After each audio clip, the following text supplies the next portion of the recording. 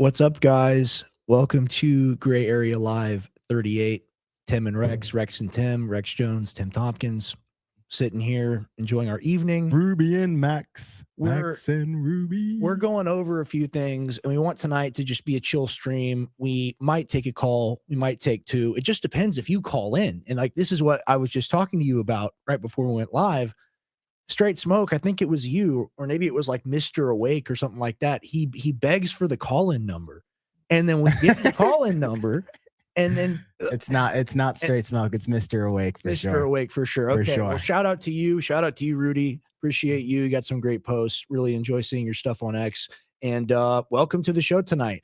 We have a selection of geopolitical news. We want to talk about the Bongino situation, him leaving the FBI. Now he's tough posting on Twitter and acting like he has like a 1,000,000-foot long dick. Rudy, check your DMs, man. You were one of the winners.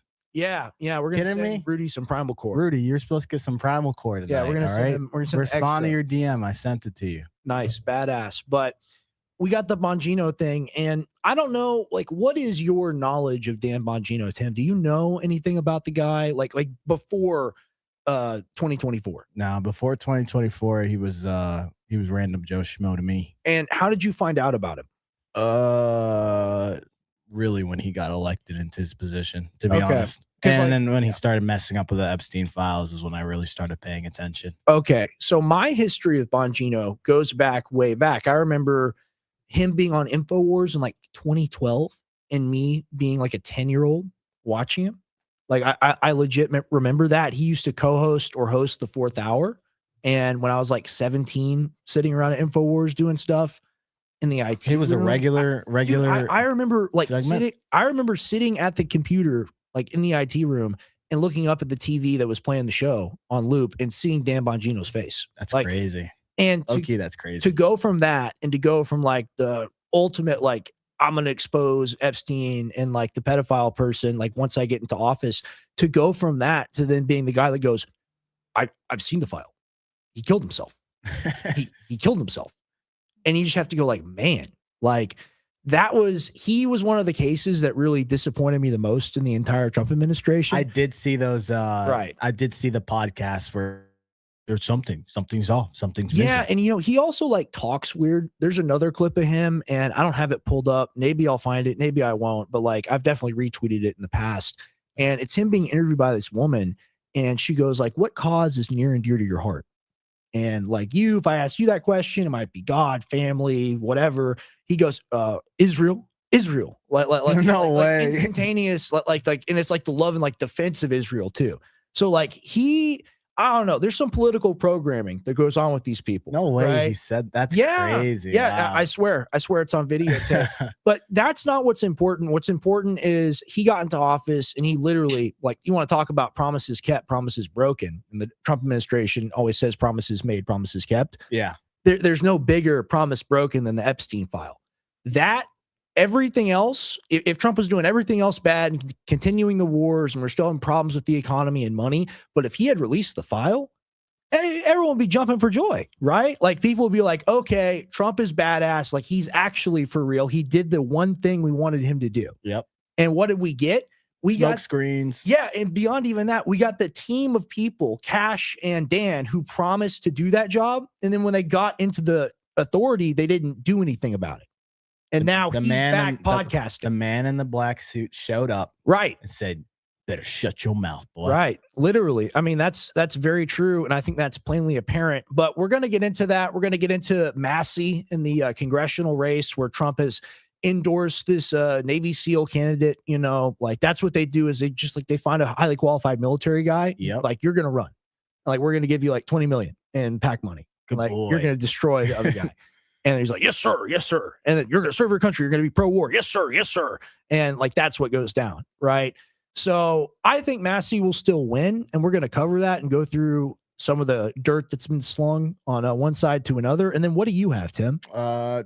Trump, potentially. I think he actually is doing this. He's pausing $10 billion to programs for 5 states because of this Somalia, Minnesota episode. So really, states are fighting back. It's going to be a pretty big showdown. I'm sure there's going to be a lot of lawsuits, more to come out. This was definitely recent. The states in question, they're all Democratic, of course. Right. Why would it be red? But Right. California, Colorado, Illinois, Minnesota, and New York. Mhm. These are the states that they're going to, I guess, get their funding because of suspicion. Basically, he's saying you guys are misappropriating the money. You guys don't have any real proper checks and balances on how you guys are like operating and who's getting the money where. So we're just gonna Right. hold the money back. So yeah, that's what we're gonna cover. We're gonna cover that much later. Right. I'm retweeting the stream. I'm not playing around on my phone. We But, want to make sure, like, if you guys are watching this, like, repost it. I got some other people who, if you guys are in, I DM'd some people. Maureen Johnson, I hit you up. And I'm really interested, and I know this Venezuelan guy, he's really smart, he's very politically aware. I really want to get him to call in. I'm just waiting on a text back. Apparently, like, he was asleep our last show that we did. So missed him. He's not coming tonight though. No, right? no, I Okay. don't think so. I don't think so. But that would be nice. I mean, the thing is, it's cool to get badass guests and people that have big audiences, right? And like that's what we want for the show. But we also want to talk to people that are just interested in what we're talking about. Number one, in regards to having a gray area and open dialogue, like a Yes. Socratic discussion of Yes. what goes on, right? 100%. And we want to talk to people that are experts, right? Like you don't have to be the liver king, right? We don't require that. All we need you to be is someone with specialized knowledge who, like, we all as a collective can positively profit from, right? That's what we 100%. want. That's exactly what we want, and we're gonna try to bring those guests to you on a weekly basis, as the show's growing. But everybody who tuned in last live, man, that was nuts. Yeah, that was nuts. I really enjoyed that live for real. That was incredible. You know, Fishback really impressed me, and we talked about it after the show. And like, you know, he really reminded me of Chase Geyser. Like, and I know Chase, right? Like I've known Chase in person, right? Yeah. It's like the mannerisms, the glasses, the fast talking, but being like on target and knowing what you're talking about, but being very passionate, and like the tone of voice where it's very intentional and they talk like this, right? Like Chase and Fishback both kind of had that going for him. And I hope he does well. He has my endorsement for what it's worth. And it was a phenomenal interview. And we're going to be doing a really high quality interview this Sunday that y'all really aren't going to want to miss. Y'all are going to want to tune into that. Yes, we are. We can show his profile later and bring that up. And then also on Thursday, we're having Aaron Baker. He's also running for another seat in Florida. He's running against Randy Fine. Yes. The biggest Israel supporter. So if you guys are catching this right now, tune in on Thursday night around 8 p.m. Eastern Central Standard Time. You guys can catch that interview as well. Like I said, 2026, new year, new us. All right. And to add to that, I didn't do it Monday because I had to run back down to East Texas on some emergency business. But Mondays and Fridays, I will be doing a solo show out of here. It's still going to be gray area affiliated. It might have a different name, might just be my name, and then like Rex X Gray Area or however it's going to work. Get you a banner. Monday through Friday, or Monday and Friday, I'm going to do a show. It'll be like a 2 to 3 hour show. And we're going to cover a lot of health stuff, a lot of supplement news, a lot of information on supplements. And I'm going to cover some more sloppy stuff than we usually talk about, because Tim really likes the clinical information, source gathering type of thing. Right. And for me, I like to see Mark Levin crash out. I like to see Cernovich cry on Twitter. I like to see other things. Well, like it's a beautiful contrast. This is precisely why the show works. If we were the same person, then this wouldn't work very well. What I'm saying is I'm going to bring both slop and really high quality information. It'll just be its own unique thing. It'll be Rex X Gray Area. It's going to be a really enjoyable show to shoot. And the goal is Monday, Tuesday, Wednesday, Thursday, Friday, and then Sunday again. You guys will have us to watch and us to listen to if you choose to. Right. And we can't get rid of us. Well, the thing is like we want to give people the opportunity to tune in whenever they want. And typically when we do a show, we're talking about things happening now, right? We're providing like so much happening news, relevant information, and so much has happened this year already. So if you want to hear, like, if there's a latest update to give, regardless of what the topic of the show will be, we'll always give that latest update. Yes, we will. Regardless of what day it is. So by being live more, we give more of an opportunity to you guys to see stories develop and emerge rapidly. Like we got a new thing and we might as well lead up to it. I mean, Trump's making new announcements about the oil in Venezuela that we now I own. was looking for these updates. Right? So if we want to get into this right now, let's go ahead. Yeah, let's go ahead and get into this. So just in, Trump says Venezuela will be turning in over 30 and 50 million barrels of high quality sanctioned oil to the United States of America, sold at market price with the money controlled by Trump. I am pleased to announce that the interim authorities in Venezuela will be turning over between 30 and 50 million barrels of high quality sanctioned oil to the United States of America. This oil will be sold at its market price, and that money will be controlled by me. Crazy. Oh, I am in charge. It is my money. This hurts my soul, man. Wow, dude. It's just you never. I didn't think this was like. I didn't think it was possible. I just didn't think the administration would be this like open and nuts, but they are. As president of the United States of America, to ensure it is used to benefit the people of Venezuela and the United States, I have asked Energy Secretary Chris Wright to execute this plan immediately. It will be taken by storage ships and brought directly to the unloading docks in the United States. Thank you for your attention to this matter, DJT. I'm not gonna lie, dude. This is sad. Yeah, and it's like it's not like just recent. like this isn't like me just trying to be like critical of Trump and like the Republicans and all that stuff. Like this is really not a bipartisan issue for me. It's just strictly just looking at it from like a fundamental issue of just like we're exerting power. Like other times, you know, I've seen it in history, and we've seen the stuff like, you know, what the US has done or these colonial powers have done. But like with social media and just seeing it play out live, it kind of hits you harder. Well, let's think about it for a second, right? Like everything that's happening now, I've seen people like Fuentes and like my father and have come out with like real strong support for it, right? Because they say, hey, like if we're going to be imperialist, we might as well do something that's in our own interest, right? That this is basically what I've heard. This is what I've heard him say. Said too. Yeah, that's what he said too. And like I have my politics, I'm morally against that, so I can't support that position, nor would I vote for it, really. But here's my thinking on it.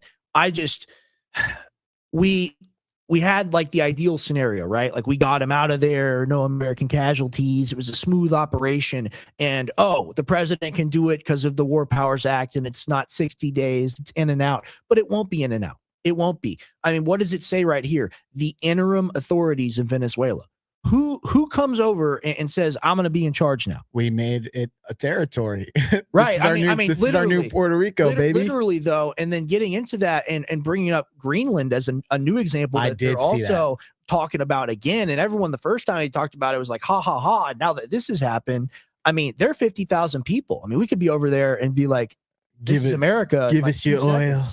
Give us your rare minerals. We'll take it all. Thank you very much. Thing. I'm incredibly critical of the American military. I'm incredibly critical of the American military's capabilities in regards to like power scaling versus the other ones. I think the other ones are more powerful than we give them credit for, and I think we've depleted a lot of our resources. That being said, the operation in Venezuela has people on the right talking about this like it's a good thing because like, and I saw Due Dissidents make this point, MAGA isn't necessarily anti-war, referring to Trump's MAGA. MAGA is anti like prolonged interaction. It's easy. MAGA is not. Look, all this stuff is easy when you're not on the receiving end. So like for us to sit here, take that position and be like, okay, hoorah, America first. Right. It's like for the people who are doing that, you got to understand on the macro psychology of this comes to haunt us down the road. Just keep in mind. Okay. Right. When you have a bully in the room and you take things to an extreme, people silently make moves in the background and they clock it and it becomes your new reality. Well, in reference to what? Excuse me. I'm talking about all the things that we're doing right now. Bullying Venezuela into giving us their oil, right? Which is fine if you're going to sit there and be like, well, it's America's oil. No, it's not. Like they literally, it's their resources in their ground. That's the thing. Imagine saying, okay, our companies did developmental work in a country and then that country kicked them out. Therefore, our companies having worked there and done that developmental work, we can come back in and take it over. But we don't get, and not only can we take it over, it belongs to us. It's our oil. You don't get kicked out. It belongs to us. Where there's smoke, there's fire. You don't get kicked out for no reason. Are you kidding me? If you're bringing money to a territory and you're doing right by the people and it's a mutual benefit, people just break deals all of a sudden for no reason, unless you really had some psycho get into power, which people can make that claim for certain things. But we weren't doing the best thing by Venezuela at that time point either. Well, I mean, and if you look at it now, like, what do we need the fuel for? We need it for diesel. That would be number one, like from the national security perspective. Like, they have the heavy that gets turned into diesel primarily. And like, that's a really good thing for us to have access to. And then number two, they're selling, I think, like 60% of their oil or something to China, right? So then we take over control of that. And that's a point I heard someone on Fox News on the radio make. And like, they were like chortling happy about it. And they're like, well, that means no invasion of Taiwan because we got the oil. No, they'll still do. They'll still do it. That's the thing. It's like, but now it's been rationalized, right? I mean, why wouldn't Putin just go in and theoretically, I don't think he has the capability to, but just go take Zelensky. All right. Right? So I got to address this. Straight smoke. I get where you're coming from. Like you're saying, think about what I'm saying when it comes to bullying. When you're exerting force and you're making a situation happen by your will, it is considered textbook bullying. If we force Greenland to give us resources and put pressure on them, even though they have no obligation. Well, you use the word bullying. Let's just use a technical term, like it's imperialist, like we're building empire, right? And like everyone likes to compare America to Rome. America is very Roman, and we're leaving a period of being an actual functioning, for whatever it's worth, maybe it never functioned, republic into being an actual empire. And I love Trump for a decade straight. Me criticizing him now comes from a place of great pain because he was the only political figure I ever truly believed in, right? Because I was brought up to question all these people, but I end up falling for Trump because I believe he's like the third party ascension route out of here. And they just give him the Reagan deal and say, hey, run the country into the ground, take over everything, be the new Reagan, and we'll keep you safe. We won't release Epstein files. You know, you'd be fine. And I think he took that deal, and him taking that deal is the biggest betrayal to me as just a voter. And it makes me say, like, why would I care about the party? What has the party ever done for you or me, right? On either side. So, like, I think we're in an age where people need to stop calling themselves Democrats or Republicans. Yeah, I mean, I see where people are like, oh, well, this is America First policy. We're getting the oil for ourselves. Look, we could be America first by also making deals that work out for us long term, right? Instead of creating rubble in the pathway. Well, this makes people hate us, and it's. We have another slide here, but it's always the example of a terrorist, right? Like if your father got blown up in a drone strike by the U.S. government, and you're like 8 years old, and you see his like head roll down the street, you would want to fight and kill Americans, right? And like that's reasonable, it's rational, doesn't make it moral, but you have a clear logic of, okay, X thing happened, Y thing happened. Drone strike, blowing up a building. Drone strike, suicide bomb. And can't we just look at history? Like we're thinking like our brains are so developed that we're significantly different than the people who did it 1,000 years ago. Humans are habitual. The brain composition hasn't changed much. It didn't work out for all those other countries that did this. Rome is a perfect example. Great Britain is a perfect example. And eventually every dog has its day, and we have to have a reckoning. Well, that's what they say is empires in 250 years old, right? Having a hard time getting over that hump. Yeah. I think it'll be interesting from an imperialist perspective of being like a smart play to take over a weak country with no nuclear weapons.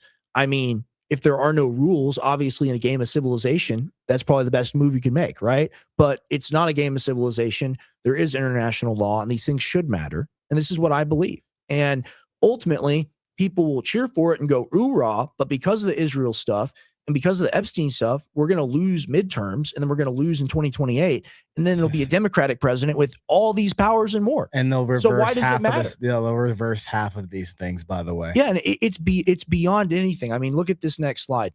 Trump demands Venezuela kick out China and Russia, partner only with U.S. on oil exclusive. The White House sets demands for Venezuela to pump more oil. So we took over their country. Like we literally took over their country. The Trump administration has told Venezuela's interim president, Delcy Rodriguez, that the regime must meet the White House demands before being allowed to pump more oil, according to the three people familiar with the administration's plan. First, the country must kick out China, Russia, Iran, and Cuba and sever economic ties, the sources said. Second, Venezuela must agree to partner exclusively with the U.S. on oil production and favor America when selling heavy crude. 80-20, it's a good deal for you. Trust me.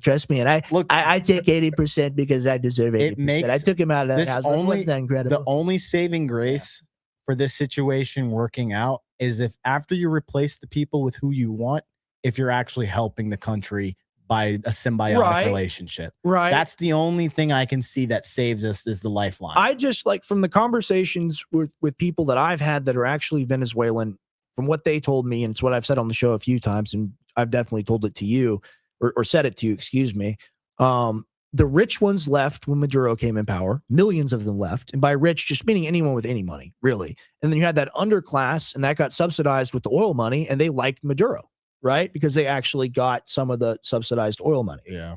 Versus you have a fifth year country leave. Those are probably the people that really hate you the most, right? So who do we send back in there to rule that place? A person that left? And like, that's what Trump said about Machado. He's like, I don't know. She doesn't have the support.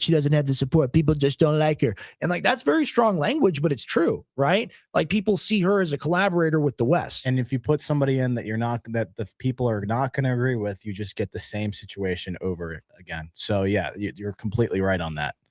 Right. They have to put somebody in that makes sense and that actually gels and that they can control properly to give the U.S. the benefits that it needs while also allowing the country to act within its own sovereignty to actually flourish. Here's my issue as well. I don't like China and Russia having interest in Venezuela. Of course, like if it's the biggest oil reserve and let's say we have to go to war and like all that stuff, you don't want them having access at that point, right? Especially not in your own hemisphere where they can set up bases. No, and I hear that. And that and like I can understand. The thing is, you go to Congress and you ask them to do it. That's my problem. They would never though. I know. Yeah. I know. It would be useless at that point. I know. So he just decided to do it, and that makes it okay because there was a good result. And like this is the problem. I know you're not making that argument. Yeah. I know you're just laying stuff out. But for me, here's my thing. On this, I disagree with my father like 1,000,000,000%, right? Like he thinks it's justified. I think it's wrong. When it comes to Candace Owens thing, I agree with my dad 100%.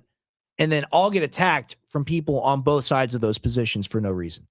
You see what I'm saying? Yeah. Damned if you do, damned if you don't. So buddy. like for me, I just look at it and I'm like, this isn't the peace president that I voted for. I voted for no more wars. I voted for an end to the mRNA shot. And I didn't get any of that. So like, I'm allowed to be angry about that. I know, like, what's your calculation on what he's done here in the short and long term for the country and like success rate? Us? Yeah. As a nation? Well, no. Like them. Like our takeover of Venezuela, how long that lasts and the success rate. This is going to play out over decades. Okay. You think so? Yeah. I think so. We're going to put people in place. People are going to forget about this in like 10, 15, 20 years. Right. And it'll be a country that's more favorable towards America because the people that follow will be like, they'll know not to do what Maduro did. That's the thing is like half of South America we've pretty much already co-opted. Yeah. And then like what are the other countries supposed to think that it's not supposed to happen to them? That we're not just going to take the whole thing over and make everything a territory? And you got to keep in mind the history of those places. Those are revolutionary republics that overthrew like Spain and Portugal. You know, right? So like they're a lot like us in the regard of like they don't want colonial rule. All right. So you look at like certain countries, let's say territories like Puerto Rico, they get the benefit of having the America, the dollar and having like access to America and all these different things while also keeping their, right. Like that only scenario that I could to absorb, quote unquote, not like making them U.S. citizens. I'm not suggesting that whatsoever. I'm saying we're going to make a bunch of new voters. And they're all going to love me because I'm taking their oil. Biden reverse Uno card. Nice. So all I'm saying is like, it makes sense for like us to have the interest at this point. It's the damage is done. Like I don't Right. even for me to sit here and complain. I'm like, all right, just do it Well, I mean, already, but make ultimately, it benefit we them can't too. we can't do anything about it, and it's not our fault, right? Like we didn't, as Americans, decide and wake up one day and be like, man, I really hope Maduro is in New York City getting arraigned. I really want to see him in the back of a van. No American wanted that besides the people in the Situation Room, and they did it, and it's impressive. And Right. I don't think anyone can say it wasn't an impressive military operation, right? But just because something is cool doesn't mean that it's good. Like if you watch I don't know. I'm trying to think of a good example. If you watch a horror movie and you're like, wow, that's good. That just because it's still a horror movie. Fantastic. It's the best one I've ever seen, but they're not supposed to do that, man. And a bunch of people died, and you can argue should those people have died? And you countries, are they sovereign, or are they like all America's little children that we can go curb stomp? Unless you have nukes, right? And that's why China, Russia, Israel, that's why they get special treatment, right? It's because they have nuclear weapons. And 30 million people, Ukraine has a population of I heard as low as 19 million now, but you got 30 million in Venezuela. Our government looks at that and says, hey, we can take that over. Well, it's not just that. It's like you look at the technology they have for military. Right. There are countries that don't have nukes, but you still wouldn't go and invade them like a South Korea, because their military is so strong. That's a good point. So it's like there's nothing they can do to actually fight back. But the fat woman with the AK is not enough. The torta with the AK it doesn't have enough AP, doesn't have enough armor penetration. Right. When you send the Delta Force down into the no bueno. Mi presidente. No. Damn. Okay. That's a funny mental picture. If you just think about it for a while. My God. Here, we'll read this from Nimrod Pod really quick. Glenn Beck and Alex made the argument that 70% of China's non-U.S. controlled oil supply comes from Venezuela and Russia. Quote, so if we topple the Venezuelan and Iranian regimes at the same time, they won't be able to invade Taiwan. But what they didn't mention is that only 13% of Chinese oil comes from Venezuela. It comes from Russia, right? Yeah. Oh, it does. Yeah. Okay, good. I Russia. didn't even read the rest. Yeah. Of it. I mean, that's very detailed. I agree with you, man. I mean, I don't trust Patrick Byrne. I don't trust CIA people, and it's everyone's wet dream to take this place over and save it because it's the greatest place ever, has the greatest people ever. But there's evil mob bosses. We have to beat them and defeat them. When in reality, it's just one of the richest places on earth, and we want to take it over. Why? Fuentes is happy about it for that reason. Why can't we just be honest about why we're doing it, right? And that's why I disagree with it. Is because number one, you're lying to me about it, which means that even if you're going to give me your real justification for it, it's based on nothing, right? Yeah. You still understand what I'm saying? Yep. Does that make sense? Does make sense. Do you know what I'm saying there? I'm trying to get that across because it is cool, right? It is cool. Delta 6. Yeah, it is cool. Task Force. Yeah. Shoot him up, buddy. Pew, pew, pew. It is cool, but and that's the rough part is it's cool because you can see America when they actually really want to do something, how powerful we actually are. Right. So, what's this let's next take one? a look at this. I mean, this is directly related to what we're talking about because this is the end. This is we're seeing Venezuela. It's the start. It's an incubator. It's just a tiny little caterpillar making its first steps on a leaf, right? Wait, hold on. So, Mr. Wick said Taiwan is going to vote for unification. There are younger people all for it. China doesn't have to do it. Well, I actually will agree. There's a lot of people in Taiwan. I know a guy who's one of my friends, Taiwanese, and he was like, I don't really care if they absorb us. So it's some of it is a little bit of our Western propaganda that we can't let the chips go to them. So yeah. I want to get into this because it's relevant to what we're discussing here as a whole. And we talk about Venezuela just being a start, we're just now getting in there. We've been in Ukraine for almost 4 years at this point. I think coming up in February, it'll be 4 years. This is the end goal of all of this stuff. It's all about making a deal to sell off the destroyed country because we got to rebuild it. We got to build back better, like Joe Biden said. Like, we got to make tens or hundreds of billions of dollars extracting the wealth of the country as we rebuild it. And then we own your agriculture. We own your water. We own your oil. We own everything. It's ours. And like, ugh. Which are important so that the people of Ukraine know. And no people when deserve this ends. And like, I rag on the Ukrainians, right? And like, I don't mean to rag on Ukrainian people. I rag on their military, but like, no people deserve to be raped like this. I mean, these are two Americans, right? Coming to your country, meeting with an American company to discuss the future of your land, your natural resources, your home. And we can't even comprehend it because it's never happened to us, except if you go like 250 years ago. Right. And we're happy to do this to everybody around the globe. It ends forever. But we also think critically that we are very, very close to finishing up as robust a prosperity agreement as any country has ever seen coming out of conflicts like this.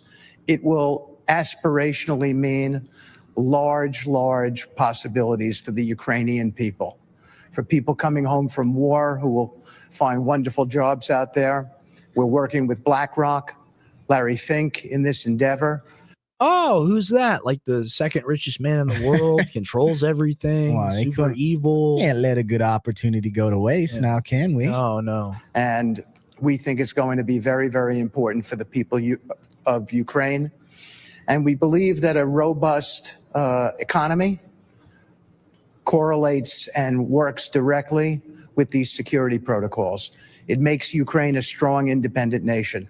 And we think that's really important in terms of the long-term future. Well, that's actually big news. So they're signing a security guarantee agreement. Really? I think this becomes a net positive for Ukraine. I'm not going to lie. Okay, they're close to a prosperity agreement with Ukraine. I'm going to be honest. I don't think this is a net negative. Well, I mean, someone's got to do it, right? Yeah, I was going to say. I think I'm just saying the people won't own it. You know, and that's the 100% stealing of their birthright. It is, and that's like from the moral standpoint. But if I just look at it from like just a purely analytical standpoint, like if Ukraine were to try to do all this on its own, like let's say they didn't even go to war, right, and they didn't have to even rebuild, and they were just a sovereign nation as is. Right. The development of what they're doing, plus the corruption that they have. Yes. A lot of the people weren't even getting the benefits anyways. So if the United States goes from being more corrupt to the definition of corrupt. No. But we do legal corruption. It's different. It's different. Well, that's I think. But like legal corruption doesn't stop the people from enjoying the resources and the things. Because like even though I could sit here and complain about corruption in our country, we have really nice outdoor areas and everything's super well developed. And like, you go walk around Austin and it just feels like bliss, So like part of that comes from the fact of like America has so much money and we pour so many resources. Right. And for every shiny thing you see, every Tesla or every every Apple Watch, it's like a 9-year-old like lithium or cobalt miner that's having to get the thing to make the processor inside it function XYZ.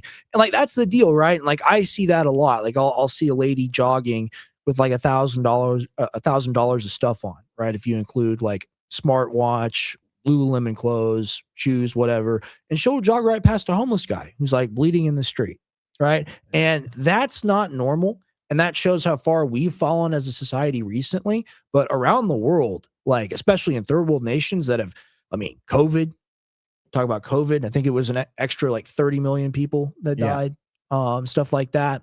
It's unconscionable. And we don't have a frame of reference as Americans for what actually goes on. But when you have a place that's totally destroyed, you have to have someone to rebuild it. So I'd rather have United States than China. I'll tell you that, because at the end of the day, like the U.S. company is going to make it like, fabulous, and something that the people probably will enjoy more than whatever it is that they currently have because their government couldn't get their shit together to do it in the first place. Right. Well, what do you think about this? President Trump, if we don't win the midterms, I will get impeached. What do you think about this? Do you think he would actually get impeached? We're going to win the midterms, because if we don't win the midterms, it's just going to be, they'll find a reason to impeach me. Low key though, he's not wrong, but no, he's 100% right. You would still, You would. They could do Do you think tariffs, enough? they Do you could do think enough Venezuela. Republicans hate him right now to do that? Because that's no, but yeah. they could still introduce the articles and like have it go through. Like Yeah, they I could have know, it go but through to the they Senate they and be a did that big when stinky. they did that I when know, they I had know. the majority back in 2019, right? Like, It's interesting to think about. We don't really know. I like. What's your prediction on the midterms? Because I think they're going to lose really bad. I think they're gonna lose. Yeah, Because there's enough people that are like, oh well, the right represents like all these things that are not America, and he's lost a lot of people in Right. the middle. He lost me. I yeah, mean, it lost me too. it was like, but it doesn't mean like I want to go blue and true and Right. and transgender all of a And sudden. that's the bullshit. That's the football game, and we're not playing the football game anymore. And you can criticize us, you can hate on us, you can do whatever. Like I'm not selling you Democrat, Republican, whatever. We're just talking about the world because it's like crazy nutty, and like we need to talk about all of it. Yeah. Right. And like Yeah. that's why we're doing the show. It's because it's fun, right? And we want it to be fun for you guys too. So let's get into some meat and potatoes. Those are just some good old sort of boy stories. Denny boy. And Bongino, after the spectacular failure at the FBI, really not a failure, he executed his mission perfectly, which was to obfuscate the Epstein files. He's back to podcasting now, and this is a big, big deal. Good to see you all. I missed you. Thanks for everything while we worked on cleaning up. Working in the administration was the experience of a lifetime. I'll have some announcements coming up, but I'm taking a couple of days to spend with the family. A couple of things. Thank you for your interest in the show and its return date. We will have something for you soon. The Trump team is not kidding around. Ooh, tough talk. It's an otherworldly experience from the other side. He's determined and focused, and having been around quite a few presidents, this one broke the mold. If we blocked you, it's because we care so little about your bullshit that we deem it not worthy of even seeing. If you're bitching and whining about it, that means you can't exist without seeing and commenting on ours. You'll need to get over that. I can do a bad job. I can lie to you. I can go and renounce my principles and my actions during my job and then come back to my show and say whatever I want and insult you and talk to you like you're a little kid. Fuck you, Dan Bongino. Lock you, bitch. Who the fuck are you? Dan? Who is Dan Bongino? Danny we do boy. it because there's nothing black pillars and anti-Trumpers want to talk more than to create division and trauma and drama. We're about results, and we'll talk about some of it soon. Thanks. Love you all, and thanks again. Flaming Elmo emoji. All right, that's some sort of joke. I don't know what that means. But going forward, and look, I have this purely for you, Tim, to see how these people talk. And like, we're gonna get into the gladiator meme. This is not ironic. This is not a joke. This is not like a tough edit. Now, I've seen these on Instagram where it's like the Sigma music, you know? Yeah. And like it's like Tate stuff, right? This is not a tough edit. Like, this is real. They're actually pushing this message. Nick Sordor, just in, Dan Bongino announces he's declared war on grifters and black pillars attempting to hijack MAGA. There's about to be some freaking hell. Wait. Being critical is considered being black pilled now? Yeah. See, you're not allowed What? you're not allowed to think anything's bad. So white You must pill, think everything's wait, great so all the time. white pill literally means like fantastic. Keep putting Right. us in more wars. Fantastic. We're having a good time where we're not focusing on America policies. Fantastic. We're sitting there dropping nukes all the time. Dude, that's a great Fantastic. that's a great t-shirt. That should be the first t-shirt. The white pill is the new war. Ooh. The white pill is the That's new a hot war, take, man. guys. Like, hey, like we're gonna get a new war. That's the white pill that he wants us to be excited about. And it's the tough stare. You're damn right I did. You're damn right. I think it's time to become white pill Rex. I hid those Epstein files. I burned them down. You're damn right I did. Hey, well, it's white pill to enjoy pedos. That's crazy. And Luke says he's going to go harder against us than he ever did to those Epstein clients that he covered up for and lied to us about. Bingo. Good job. I Luke. like that tweet. Boom. That's the truth right there. And then, all right. Look. All right. We're going to have to go small screen for a little while. All right. I'm sure you've seen this. If you're watching this, this is not a joke. This is for real. This is 100% for real. Hey, he's just learning from Trump. It's beyond anything. But like There's Loki, like, but specifically, Loki, he looks pretty badass. but he didn't fight. Like he didn't fight for anything. He's gladiator. He actually possessed looks the love like of he the should be in the people. movie.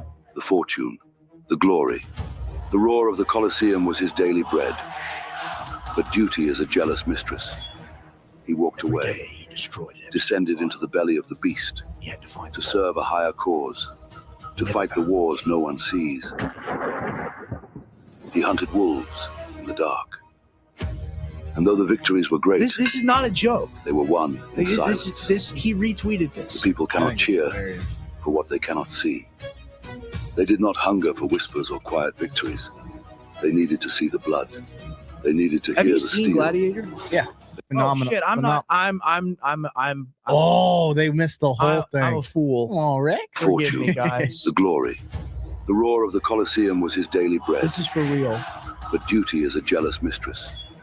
He walked away, descended into the belly of the beast, to serve a higher cause, to fight the wars no one sees. He hunted wolves in the dark. And though the victories were great, they were won in silence.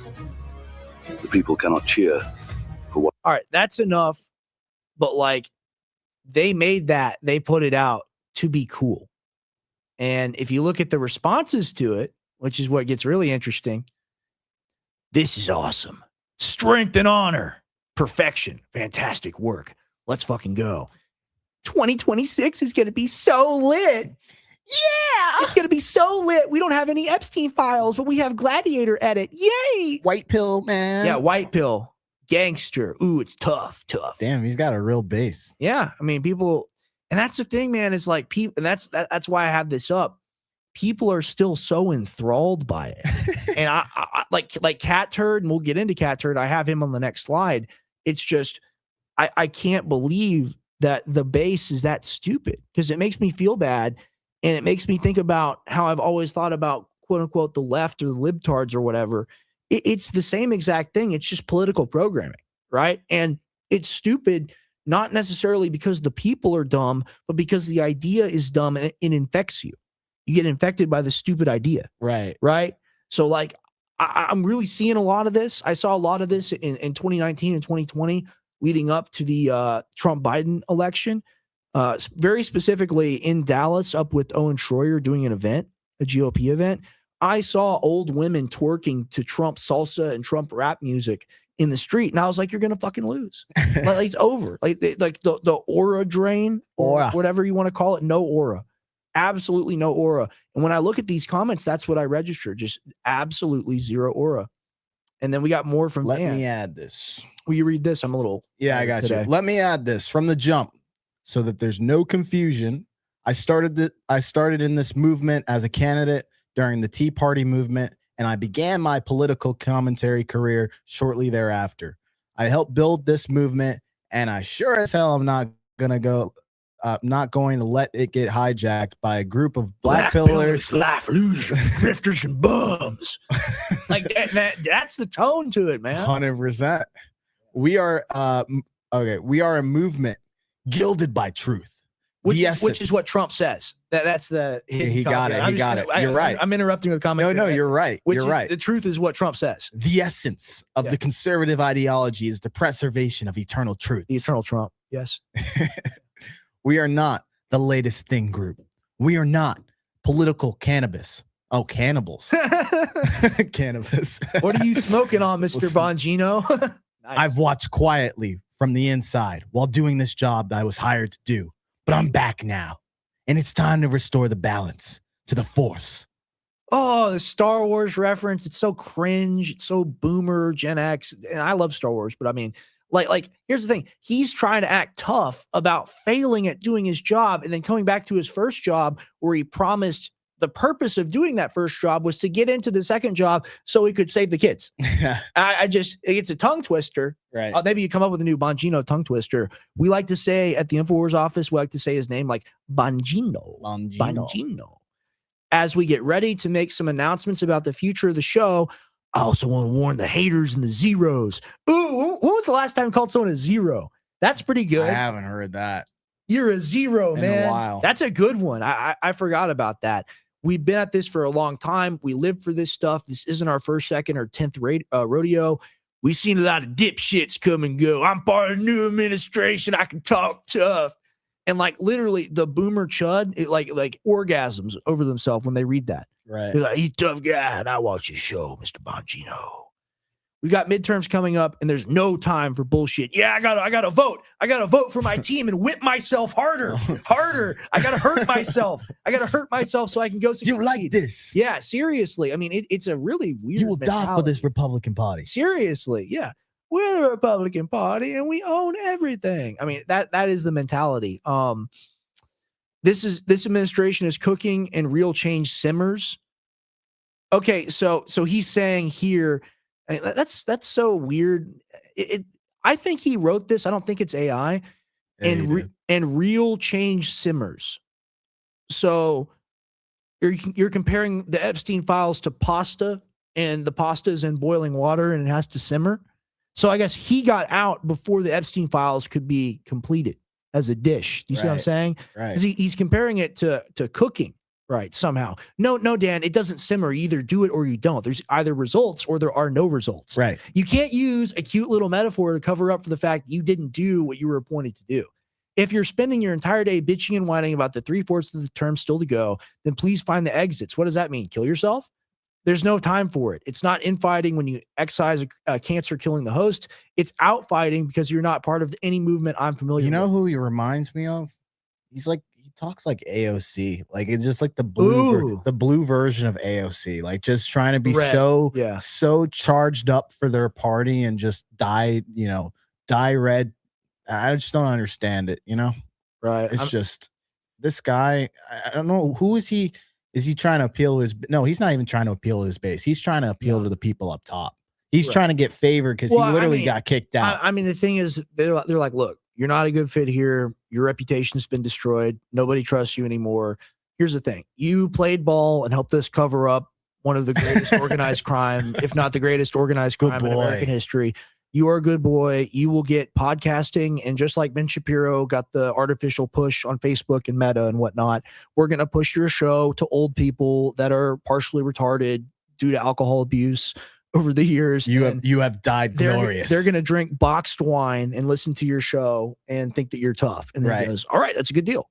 And like, that's the deal that was taken, in my opinion. Let's see what we have next. And this is a very chill show. We're going to end the show before 2 hours. It's real easy. And Tim's got a topic, but after that, I'll stop yapping. This is my last topic for tonight. Trump endorses Navy SEAL Gallerin against Representative Massey in Kentucky primary. January 5th, Trump praised Gallerin, a retired Navy SEAL, Army Ranger, combat veteran, and Kentucky farmer, as the ideal candidate to secure borders and peace through strength in Kentucky's 4th District Republican primary on May 19th. Peace through strength? So, like, that's not a new idea, though. I know, but that's foreign policy.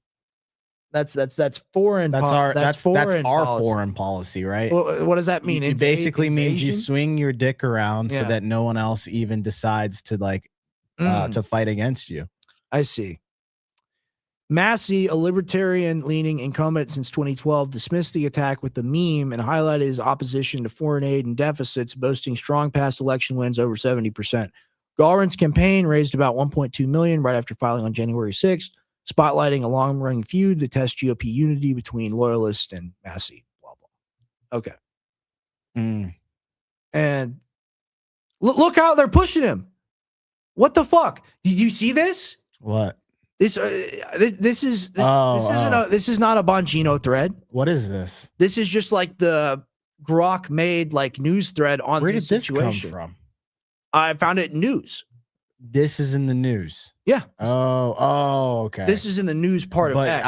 I see. But look at this. It's all. He's a top comment. Damn. And then you got more. Have you searched his name, or is he just like popular right now? What the hell? I mean, they're pushing him hard on the algorithm. I mean, he's like Elon. Wow. Elon, I need you to do me a favor. Wow. We had a brave soldier die for the cause. He helped protect us pedos. Okay. So I need you to boost his algorithm. Make sure he gets plenty of views, many views. That's pretty much what I see here. Okay, so we read this tweet up top already, and then Matt Gaetz comes in and says, at Grok, when did Dan Bongino run for office and how did he perform as a candidate? Kind of like a slight diss or whatever you want to say. And then Dan Bongino comes back with that fire. And this is like he's tough posting, and he's going to be tough posting all year probably to try to get some of his credibility back by being like a loud guy. Maybe if I spent more, maybe if you spent more time. Maybe if I spent more time at shady parties with moneyed insiders, I would have won. I heard you know a bit about that. You've always been a dick, by the way, grifting off your daddy like a suckling little doggy. When I first met you in the Panhandle, I knew you were a piece of shit. It's written all over that phony face of yours. I mean, damn, dude, he's gladiator all out, dude. Somebody pissed this guy off. Yeah, that's right. He's the gladiator. He's going to war, guys. Yeah, he's going to war. Yeah. Bongino. Oh man. Okay. All right. That's enough fun. That's enough fun. That is hilarious. And then Matt Gaetz comes back to like give him some praise. That's the classic thing to do. Real like quick? Whenever someone insults you, is to say something nice about him. Well, no, he's probably played a clip of him saying something bad. I'm going to tell you something. When it came to the Secret Service debacle and keeping President Trump alive, I met with Matt Gaetz up at the Heritage thing when I did that little congressional hearing we did.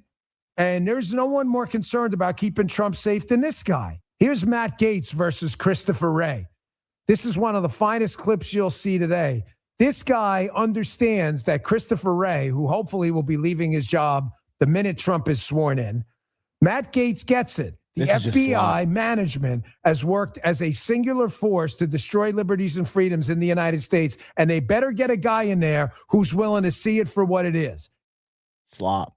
Look at the stare, bro. Oh, that's terrible. I know my eyes are fucked. Would you let this kid babysit your 5-year-old? I don't know. This is more like, would you let him mow your lawn? Type of situation. He's like, "Hi, I'm here to mow your lawn, please." Because he's motivated. You know, he needs more crystal. But he's amped up on something.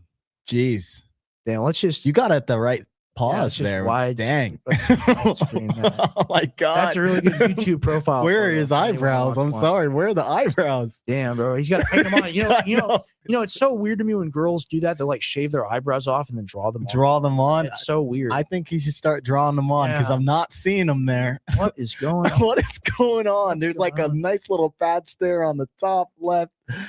Oh man, I kind of have his hair though. It's really bad. Here's the thing: my hair is actually good, and I'm gonna get it fixed this year. I just don't have it on my temples. Well, you got the beard. He doesn't get it. So. Yeah, I guess. Well, I mean, he just is trimmed. This guy. That's like the Italian like mob. Like kind of like I got a little bit of hair on my face, but not a lot. Mine's a lot thicker than that. I sees it. Were they aghast at the nomination of Derek Farland, sometimes known as Merrick Garland? I'm not so sure. They didn't sound aghast. All right, so this is what is coming back now that he's left. This is the big deal. Is that he's coming back to do this show. What's he going to So that was what he was coming back. He's not going back into position. No, he's going back into being a podcaster. Dude, that's what a fall from and then grace. Look, you got him reposting cat turd, right? So it's very clear what side he falls on. This is fall from grace. This is Trump dissing Massey and endorsing the Ed Garellan guy. I'll go ahead and read it for the people that want to hear it read. The incredible people of Kentucky's 4th Congressional District who want desperately to get rid of Thomas Massey, the worst Republican congressman we have had in many years, gave us a mandate to make America great again. The person that will help us do this job and do it right is Navy SEAL, Army Ranger, 5th-generation Kentucky farmer, and American hero, Captain Ed Galrin, a true patriot. Today, Ed, who also happens to be central casting, and like this is what's it's literally like it's admitted here. I guess I can't select it or make it blue. Central casting means an actor. Like you look like you could do the job. Yeah. Like literally, it's like, yeah, he's perfect. He's great. Look at my goldfish I just bought at the store. Isn't he perfect for being in a fishbowl? Like that's literally. He has as much care for that guy as he does for a fucking insect. But he's willing to put him and millions of dollars and tens or dozens or hundreds of his personal hours working against Thomas Massey through that guy. It's crazy to me that people don't see that. Today, Ed, who also happens to be central casting, officially filed a run for Congress. I have heard that there were other candidates exploring a run for the seat, but I'm asking all MAGA warriors. Man, I don't want to be a MAGA warrior. Like I don't want to be called that. It sounds like a derogatory term. To rally behind Captain Ed Galrin, the candidate who is far and away best positioned to defeat third-rate Congressman Thomas Massey, a weak and pathetic rhino from the beautiful Commonwealth of Kentucky, a place I love and won big all 3 times. What are your thoughts? Dude, I'm at a loss for words. I'm gonna Yeah, be I mean, honest. it's never ends, right? And it's a new story. He's just mad because he aired his shit out. Let's be honest. That's literally the only reason. Well, and it's the same thing with MTG, right? They brought those girls and they didn't want them to bring those girls. They didn't want them to acknowledge the victims, man. You know, and like, do we look back at this in 40 years and are just like, well, I guess it happened. It's fine. I guess we never figured it out. No, like eventually it will all come out. Right. So like we will know the truth about all these things. And that is what gives me solace is like there is an ending to the story, right? The story doesn't continue forever. I think at some point, some American politician will win through populism or some other way, or the country will fall or whatever. And then we'll actually ascertain the truth of all these things. Oh, yeah. Look, I believe it. You need to get somebody who has nothing to do with any of it, right? Of course, like you can't be on the file. And then you do an executive order and you have it released. And I don't care what the man in the black suit says, you know. Right. We got Mr. Awake. He says it's not a fall from grace. He gets to talk shit from home. Do you know how much he allegedly made from his podcast? Yeah, but it's not supposed to be about the money, right? It's not supposed to be about the money. Isn't that the whole point of doing the show and being against the political corruption in the specific way that he was? Because he was essentially angling for a job trying to fix things, right? And he saw the Trump administration as a vehicle to do that kind of work. No, it is a remind me what his position was again. I'm so tired. Deputy director under Patel. All right, so look, being a deputy director underneath being a deputy director of such a high position is super critical. Just keep in mind the amount of power that you have as an individual is enormous, especially with such a strong entity. And now you go to like doing what we're doing and sitting behind a podcast. What do you think he's going to do now?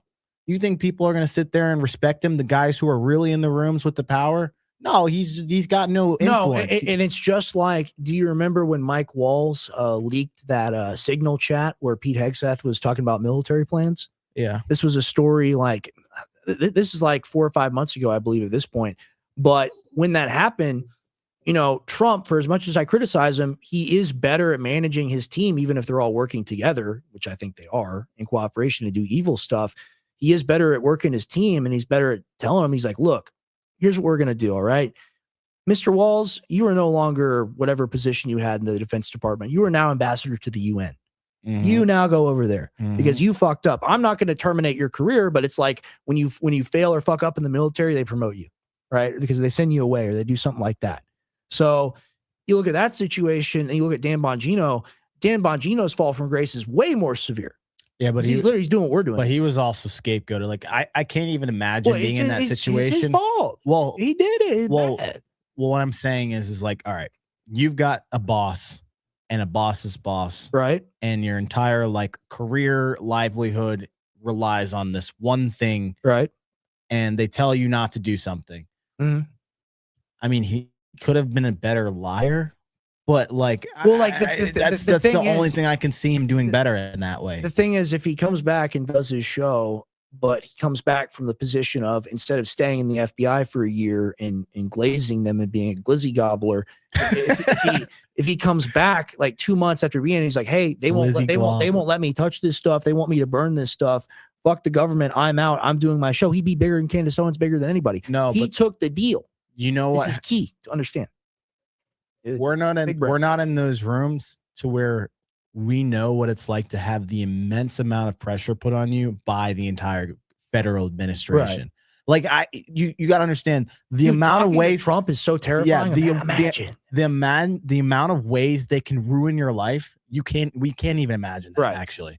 But seeing the people you love, like imagine they're like, all right, Rex, we're going to do this to your dad if you don't cooperate. We're going to do this to your mom, granddad. We got the computer in the car, and the car is going to go over the bridge if you don't know what we say. Yeah, no, exactly. And like granddad might not come back, like type thing. That's what they'll do. All that stuff is admitted, and they have the capability to do that. So like, look, I would just say like, and that's why like Fishback said like no wife, no kids. It's like you have a lot more integrity if you don't have things that people can threaten, right? Ultimately, or the money that you're tied to. Yeah, if it's just your life. Right. So like that is actually a powerful political principle, because like there's never been an age of civilized politic where people wouldn't hurt people's families or whatever if like dark factions of the government needed something done. But even that's always been the case. But even someone like Fishback has a mother a father that they love. Like they have loved ones. The only guy who's not susceptible is literally the guy who like either grew up an orphan, doesn't know his family, doesn't care about anything.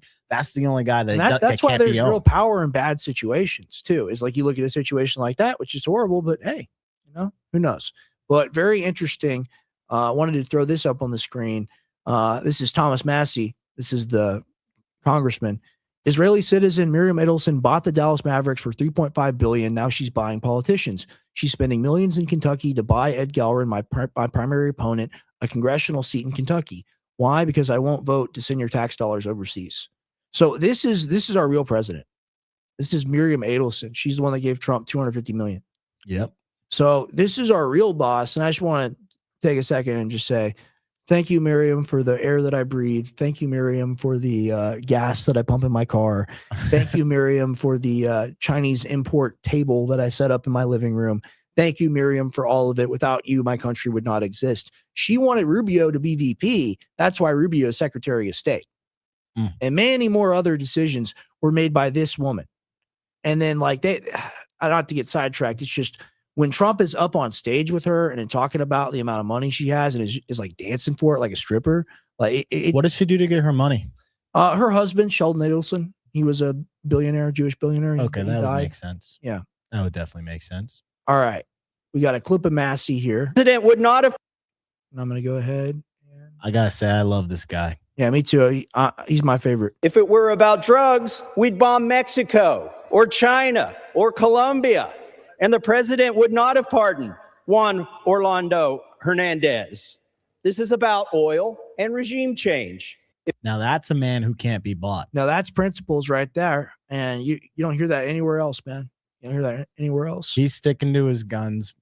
Bongino got into bed too early. So, that's the issue there. That's tough. All right. What is this? I'm just covering news. No. What is I just looked at it briefly. I just threw it in. According to local reports, Iran's regime has lost control of Abdanan to protesters with security units pushed back and some joining the demonstrators. Awesome. I'm tongue-tied today, guys. I don't know why. It's weird. Damn. We got to talk about this. We got to talk about it. And here's the thing. They're protesting inflation. Yes. Their inflation has gone up rapidly. Their currency has like fallen dramatically. Yeah. And people can't even imagine what that's like. Yeah, we'll cover this. We stuff now. Yeah, we should talk about this with our guest on Sunday. Yes, I think totally he's very knowledgeable about this stuff and like what's going on in these regions. I agree. Let's go ahead and all right, let's cover some breaking news. Trump. We got more Trump stuff, of course. It's what everyone wants, the finest slop. All right, so we can start here. Breaking, it's official. President Trump has just nuked the $10 billion in federal funding for childcare and other welfare because of rampant fraud. Minnesota, California, Illinois, New York, and Colorado are officially cut off. FAFO, Trump minute. Yeah, boy. I hate that, man. It's so fucking cringe. And like, I can't believe I didn't realize how cringe that was until like a few years ago. And then I still kept believing it. Go ahead and click on the video. He says a lot. He's talking. Yeah, he's yapping a little bit. Oh, we should play a Lindsey Graham clip as well at the end, but not trying to. From Minnesota and from the United States. It's actually more from the United States because Minnesota puts in, and we're not going to pay it anymore. We're going to have Waltz go pay. We're not going to pay them, and we're not going to pay California, and we're not going to pay Illinois with that big slob of a governor that they have that doesn't. Big slob. And see, like, people are like, yeah, it's my president. He insults people. And like, he doesn't deliver. You know, we brought down crime by 25%. He didn't do anything. He's not doing anything. What's up, DJ? But they want us to leave. He had a day where they had 17 murders not too long ago. 17 murders and 77 people shot. But 17 died. And then he talks about, we can handle it. He can't handle it. But we pull back and we'll go in at the appropriate time. But we're the ones that brought the crime down. We brought it down 20%. They didn't bring it down. Pritzker didn't bring it down. Same thing with Gavin Newsom from Minnesota and from the United States. What are your thoughts? I'm going to try to find something. Yeah, I mean, look, I know why he's doing it. Like, I don't think Minnesota was doing the right thing financially when it came to this whole Somalia stuff. I mean, the Somali people. So I'm not going to sit here and be like, he shouldn't withhold funding. I think there needs to be more transparency. Now, it doesn't mean that the federal government's not hypocritical because they're doing the same thing. That's a different question. But if I'm just looking at this situation from just a vacuum, yeah, I think, you should hardball and have like way more checks and balances to how people are getting money. I don't think the American people should be paying taxes for programs where they're mismanaged. 100%. And that's why people were so mad at Doge, because they didn't actually deliver on any of that stuff. And they said at first, oh, there's 2 trillion, then it's 800 billion, then it's 100 billion, and then it's nothing. Yep. And that's how it goes. Trying to find this clip of Lindsey and Trump talking about Cuba really quick, and then we'll get back into Tim's thing. And as to this commander-in-chief, he did something people talked about doing. You just wait for Cuba. Cuba is a communist dictatorship that's killed priests and nuns. They preyed on their own people. And they currently export doctors, and we've had them sanctioned and blocked off for decades. In our backyard, we're gonna have it's like burning someone's house down. Well, if you go there, it's almost like you went back in time. Right. Everything's still from like the 1960s, 70s. The cars, the streets, it's like literally like frozen in time. Right. And like that's because we blockaded them and we've prevented them from being successful. That's just the truth. You can go, they're communists, they don't deserve anything, whatever. But like when we sanction you, and when we do it for decades, and when we make it impossible for you to essentially live in the modern economy or modern life and block off any hope you might have of doing so, then your country is destroyed, and then people are having a hard time eating. And then we go, oh, problem solution. We created the problem, we bankrupted you, and the solution is taking your house. Well, the first problem is the fact that they got in bed with Russia. Let's be honest, right? I mean, and that can't be tolerated. That can't be tolerated. I guess. Hey, I don't want nukes on the Gulf Coast. Hey, I hear it. I hear it, and that's why that made sense for. But there's Lindsey a time. But there is a time period where we're no longer in the Cold War, and it would make sense to do something. But again, it doesn't mean the leader was friendly. Hey, look, well, might as well just since we have Venezuela happen, might as well just lump it there too. You see, you know what they do, and I'll get back to my thing in just 1 second. What do I do, Tim? They like show you in plain sight what they're gonna do by just like briefly talking about it and hinting at it. Right. And then like it like primes you. So that way you're like a little less gut punched when it like actually happens. Very, very well. So I think there's a scenario where they actually might do something with Cuba. Dude, I think that they're gonna do stuff to Colombia. I think they'll do stuff to Cuba. I think they're gonna do something in Greenland too. Here's the thing. Well, I think Greenland goes along willingly. I don't think, and here's where I'll get like black woke. I'll put on my Kangol hat for this one. America is not going to attack an island of 50,000 white people. That is true. Wow. That's not right. You're low key not wrong. That's the fucking truth. You're not wrong though. That's the fucking truth. They're not blowing up a kid with blonde hair and blue eyes. No, because people would have a riot. People would freak the fuck out. The blonde hair, blue eyed girl. White people get upset. And white people get mad. It's a different thing, and the government gets scared of that because they're like, "Oh shit, you're not our voting base anymore. You're crashing out now. You're supposed to not crash out." Oh, that's a real. I never thought you would have that take. That is crazy. I think that like their PM or whatever has said they're willing to work with us, and I mean, if we could take it over, we could take it over. Or if they're willing, that's a lot different than snatch and grabbing somebody, right? But like Tim, I'm the ruler of America. I'm King Emperor, and you are the governor of Honduras, and or president of Honduras, and I decide to indict you for having cocaine, right? Yep. And then I come extract you from your country and bring you to my country, versus going over and making a deal with someone to leave a greater protectorate. That makes more sense. You see what I'm saying? Yep. So like 1000%. That logic, it holds some water. I'm not entirely against that.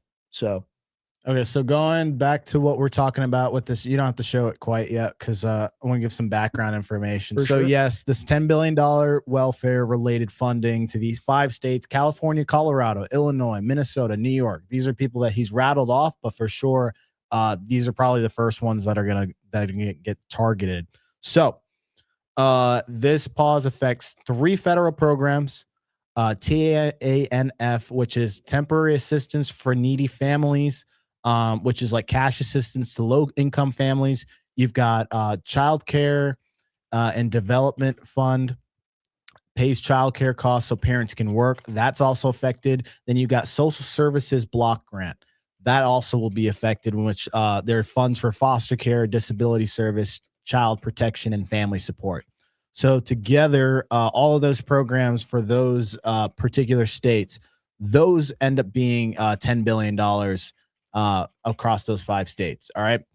So why is the federal government doing this? Part of it is Minnesota, right? I mean, they're thinking about like the fact that there's a fraud risk. They got the Somali guys and they got the daycares, right? I mean, we gotta shut that off. It's not new. There's proven fraud. So the federal audits, now that they've happened, have found improper payment rates around 10 to 11% in some programs. For example, that 2023 audit, Minnesota Care payments, 11% of the sampled payments had verification problems.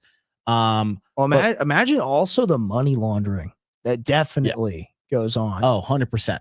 100%. So that means like, just to preface, it doesn't mean that like it's automatically fraud. It also could be that there's weak paperwork or missing tracking, right?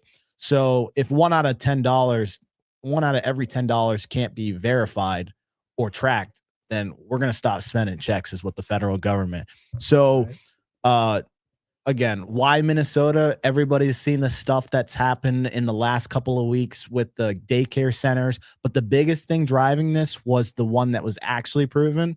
And it's the Feeding Our Families case that was involved with the $250 million stolen from the Food Aid Fund. And this video is going to be a recap for you guys because this happened. It's not an inconsequential amount of money. Do you remember seeing this? Or I think so. Nearly 50 people are now charged in a $250 million fraud scheme. Good evening, and thank you for joining us. I'm Kelsey Carlson. And I'm Amy Hawker. This money was from federal COVID-19 funding. It was supposed to feed youth in need, but the charges say that didn't happen. Rob Wilson joins us live from Minneapolis. Rob, this just seems unbelievable. Yeah, and going on for quite a long time. You know, Feeding Our Future first got the state's attention in the summer and fall of 2020 when they were claiming just large numbers of children being fed under this federal funding. Well, they tried to stop the funds. Feeding Our Future sued, claiming discrimination. A judge ordered them to continue being funded. It then went to the federal. Isn't that crazy? They know they're doing something wrong, but they like, oh, let's keep the money by saying you're being racist. Yep. That's crazy. Authorities. And now, after a long investigation, these massive There's no power in that shit, dog. You can get away with a lot. And this is the thing that I try to tell people. Like, it's, you know how like the people who do like fake rape victims and stuff like that, it discredits the ones that are actually experiencing it. I think you should get an equal sentence. Like if it's proven you did it maliciously, right? And isn't it crazy that that's not like a standard thing, but it's not. And like they'll say, oh, you caught us doing fraud, you're racist. Yeah, it's the same reason why like a Black Lives Matter movement will never work and again because it was just a bunch of like fat ladies that got houses. They bought $2 million. Literally what bought happened. a $2 million mansion, paid this family member $1 million for consulting. Like, look, you just grifted $40 to $50 million off of donations and didn't have any way to track that. And none of those people got arrested, by the way. Yeah, and those people thought their money was going to civil rights groups. Those people thought their money was going to protest. So imagine, whether you agree or disagree, those people thought their money was going towards the cause. Exactly. When in fact it was going towards her house. So imagine that trying to do 2.0. No one's going to believe that stuff the second time. Fool me once. Feeding Our Future is at the core of this fraud. Feeding Our Future operated out of this Twin Cities office building is a nonprofit sponsor for free meal sites of the federal child nutrition program. Those are and when poisonous COVID hit, accused now of becoming the center of the largest pandemic fraud in the U.S. They were running a scheme, not a child nutrition program. U.S. Attorney Andy Luger announcing federal indictments against 47. See the names. Abdiakar Anashe Mohammed, also known as AK. Slick, shout out to you, Abakadir, however you say it. Ahmed Sharif Omar Hashim, also known as Salah Donyale. Interesting. It kind of loops around to being like Spanish, almost. I don't know. Adi Nuar Salih. I don't know. I'm looking for Where's the white collaborator? I know there's got to be. There was one. Yeah. I know there was. What's his one. name? Tim Walz? But they were like 90% Somali.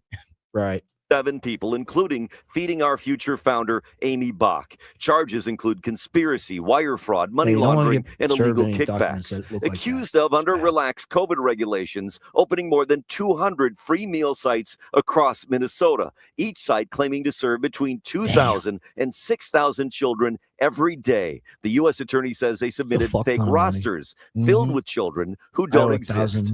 Only about 1 or 2% of the names in most of these sites match the school rosters. These children were simply invented. The alleged fraud adding up. Dude, why didn't we do this? Why are we doing this? Yeah, why show? are we doing anything? Why are we doing business? Why are we not running an autism learning center in this city? $250 million. Defendants buying homes in Minnesota, resort properties in Turkey and Kenya, luxury vehicles and jewelry. So far, $50 million has been recovered. Wow. The subjects in this case weren't interested in feeding our future. They were interested in feeding their own gluttony. Ooh. Now, the indictments are broken up into 6 different indictments because the federal authorities here allege that there were 6 different groups that had created these meal sites, all of them sponsored by Feeding Our Future. They were kind of the middleman between the federal funding and the meal sites. So they're the ones that if you're not they were grifting, you're not reporting trying. to. So again, a massive alleged fraud scheme That's here. it, It was thank you. expected that 3 people were already going to be pleading guilty to charges here. Like Sam Hyde talks about it. He calls it the Laotian immigrant mentality. He's like, how I make money? Like, I want to make money now. Like they figured it out. They're like, I want to make money now. This is available. We'll do it. Also in Somalia, there's a lot of culture that has to do with that, right? So like a lot of that stuff translates, not for everybody, but there is a culture for doing that because of the environment that has been created. They, along with Korea, have some of the craziest slave trade history of any country. And Korea is really crazy too. Really? Yeah, it's like 1,500 year unbroken.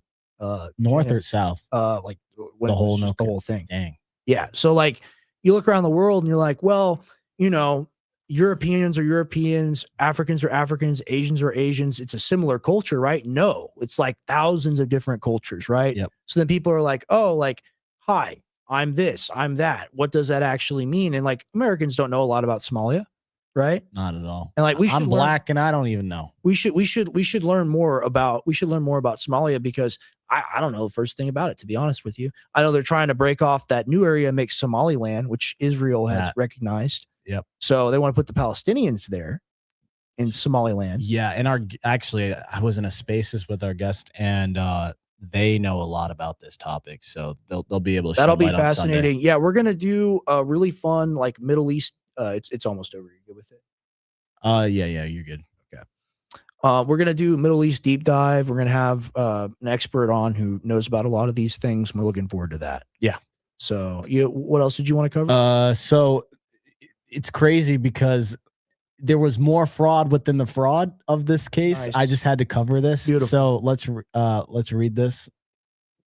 Flashback to last year when Laden Ali tried to bribe a juror in the Feeding Our Future case with $12,000 in cash. 120,000. I'm off my game today, guys. Sorry, I apologize. Our future case with 100. It's not crazy. Like what did he bring him a brick of cash, like a money phone, and he's holding it up to his head? There you go. That's crazy. 120 grand. Now we have Minnesota judges reversing unanimous jury convictions and missing obvious fraud. Who's to say bribery isn't happening at multiple levels of government? Well, I mean, who's to say like it is? Watch this now.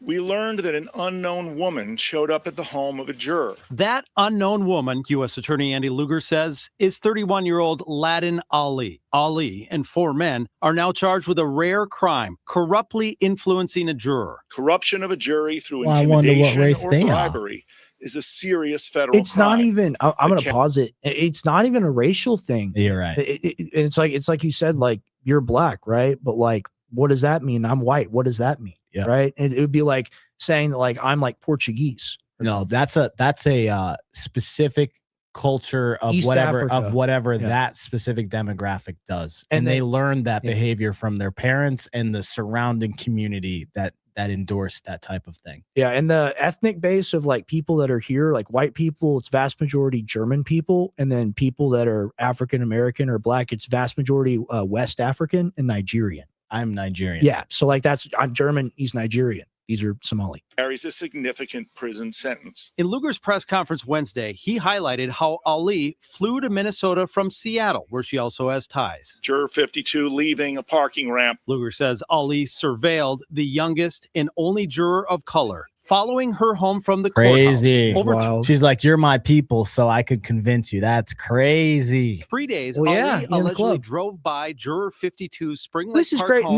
No other group acts like this though. This is like Sopranos, right? Like they should do a Somali Sopranos, right? Wouldn't that be Crazy. good? I'd Yeah, watch man. that. They're you got to give them credit. They're very tight knit as a community. Got to give them credit there. 15 times. This heat map, And they also created wanna by help the people with FBI, autism a showed lot. the amount of time Like a Ali lot. So spent near generous. the juror's home, according to her rental car's GPS data. Directed by 4 men, including 3 standing trial for stealing more than $40 million from the federal child nutrition program during the pandemic. That's crazy. So you are standing trial, and then you want to go and try to bribe the jury while you're in the middle of that? You couldn't be any more stupid. Defendants are accused of a sophisticated plot to get to juror 52 with money. Then detailed All that instructions money? on how to convince the rest of the jury to vote not guilty, primarily by That's accusing the fair, though. government of being racist against the Somali immigrants. After being Whoa, driven hold back on. to detailed instructions on how to convince the rest of the jury to vote not Oh, yeah, guilty. pause Oh, that. we Let's read can. that. Oh, We it's can read real. that. Okay. Yeah, this is holy, real. Holy shit. Okay. Okay. All right. Money. Then detailed instructions on how to Below are arguments to convince other jurors. Remember, your vote will be not guilty on all counts for all defendants. 2, we are immigrants. They don't respect and care about us. 3, government late investigation. All agents did not swiftly act on case. See, they're not even typing right. Jury doesn't have full picture of what happened on time. Misleading information, including math, which was done to fit the government narrative.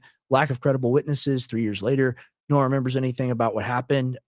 So we didn't do anything wrong. We all forgot. Assume guilt at the beginning of the case, and they didn't even bother to investigate or talk to anyone at all. They just followed the money. Well, that's comedy. Okay. I'm going to read that again. Assume guilt from the beginning of the case and didn't even bother to investigate or talk to anyone at all. Just followed the money. They just like followed. They They're looked just at the like, oh, balance we sheet. saw They're like, $1 this is a here, scam.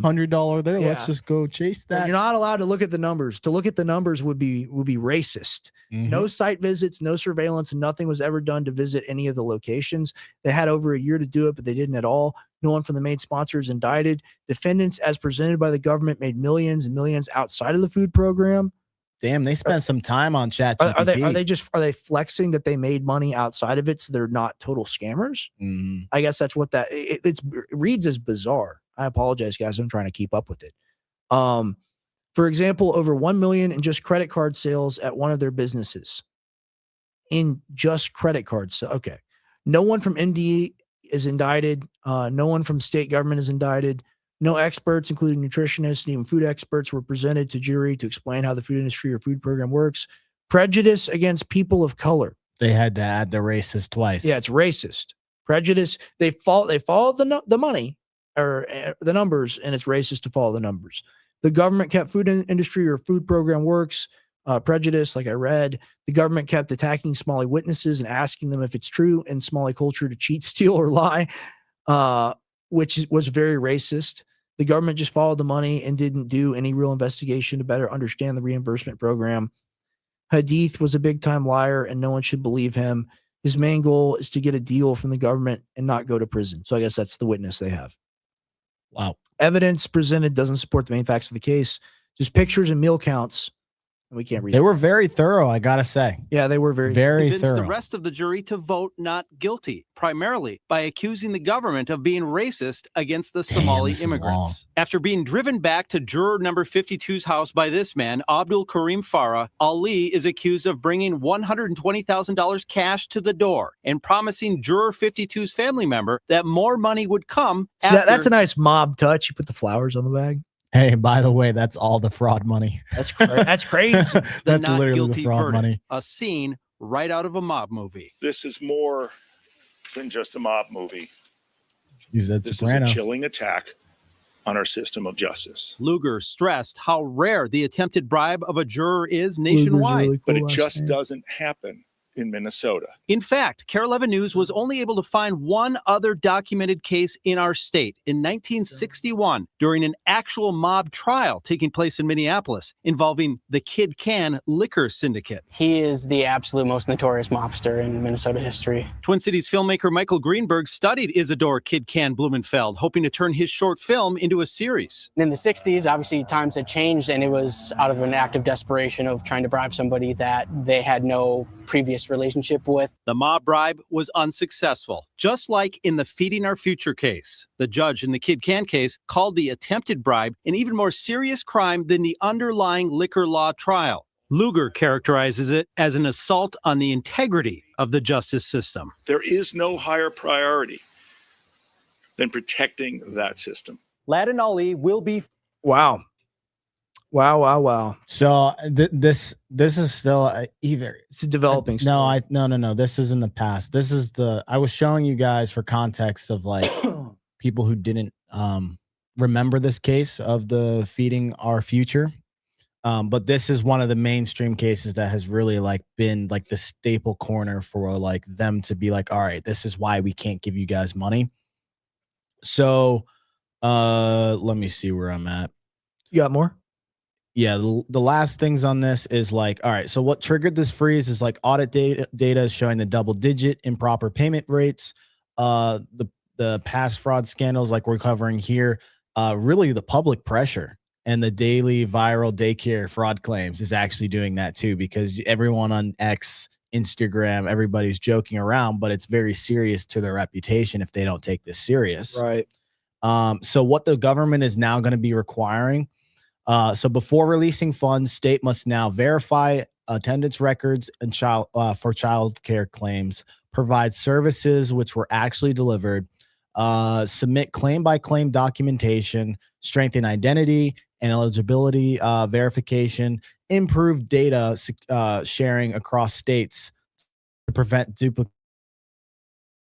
So so you got one in Ohio, in Minnesota, yeah, and you double, triple, quadruple dip. I mean, a lot of people I think were doing that. Yeah, and look, they want them to do all of this before paying them. So like they're still investigating this actively and trying to figure out all the specifics. And why the states are angry is because they're pushing back in three ways, right? So they're saying Congress has already approved these funds. They're saying the executive branch can't freeze money without proving fraud because they technically haven't. Like these are ongoing cases too, right? Right. Withholding funds violates administrative law. So right now there's a lot of political pressure. You've got governors and attorneys saying that the freeze is collective punishment. You've got it only targets Democratic states is the issue. And the families that are going to be hurt over the disputes on paperwork. Because there are people who do genuinely benefit from the programs themselves. Like I knew a foster kid and, they pay for your college. Right. They pay for your food. Problem is them extracting. Yeah. No, I 100% agree. I think we've done a good show tonight. Yeah. All right. So the last thing on this, okay, what even short pauses can do, and this is the last thing I'll cover. Even if they pause and he's serious about this, the immediate ramifications is it can shut down daycare centers. It can stop child care payments to providers, prevent parents from working, delay cash aid to families, disrupt foster care and disability services. And these programs typically run week to week, not yearly. So we'll see. We'll see how this plays out. I think they got to strategically cut it and not just binary 1 or 0. I agree. They'll likely take a hacksaw to it. And we should talk more about like social welfare programs and like the moral and ethics behind the concept of having things available for people and the way they're trying to gut all these programs. Right. Because like you look at this, there's fraud going on. There's massive billion-dollar fraud going on. But ultimately, like Mike Johnson, his goal as Speaker of the House is to get rid of Medicare and Medicaid. Right. So like these are the real conversations that we have on the gray area. And that's why even a story like this that seems like recent and kind of like everyone's focusing on it and maybe a flash in the pan, it's not. It's indicative of a much wider picture of things developing. And the reason why the Republicans jumped on this so hard, and that Nick Shirley guy promoting him everywhere ad nauseum, he's big now. He's huge, he's massive. He's like Tate status on the internet. I see him everywhere. They're doing that for a reason, guys. Yeah. And like, you can look at it and you can say, well, the fraud's really bad. And I agree, the fraud is really bad. But ultimately, it's going to be used to cut programs for people that actually need it. And like, yeah, we got to be careful about people these will things. hear that, and then the people that are like real like conservative will go, well, like, I don't support social welfare programs. I think they should be gotten rid of. I'm the opposite. I think if we're the greatest country in the world, and if we are able to spend $300 billion in Ukraine, why can't we spend $300 billion taking care of our own people? I'm pro-life. I don't want people to have abortions. I think that means that there should be paid maternity leave and subsidized things. Yeah, and that's your consistency of ideology. That's my consistency of ideology, right? And people can disagree with me. People say no. But hey, man, like ultimately, like if we have the greatest country and we're the greatest people, why are we so fat? Why are we so depressed? Why are we on so many drugs? Why are we fucked up? It's because our own government hasn't done anything for us. And when they do try to do something for us, it gets scammed and frauded on, and they're not even trying to do something for us. They set it up as a fraud to begin with to get rich. Yeah. And guys, there are countries that are doing welfare programs. Our welfare programs are pretty broken, and they do disincentivize people to actually get from underneath the poverty barrier, because as soon as you make over a certain threshold, you can kiss your benefits goodbye, and your standard of living going from like making $100 more doesn't mean you can afford a better lifestyle. Exactly. So those things need to be fixed, and it has to be completely overhauled. And then the last thing I'll say is I totally agree with what you're saying on all of those points. And if we're going to spend all that money overseas, like you said, we might as well spend it on our own people. But then you also need to educate. I think that's the main thing that is a problem. You have to be able to educate. People need to go into schools and learn financial literacy. People need to have, and not even go to school. Like the tools are available for you. The resources are there for you, especially in the AI and information age, to do all these things and to be proactive. New Groper. Abortion is murder. We don't pay people money. We don't have to subsidize them to not commit crime. Yeah, you say that, and that's the moral position, and I agree with you. But man, there's an entire other half of the country you have to convince, and sometimes the compromise means making things better for everybody.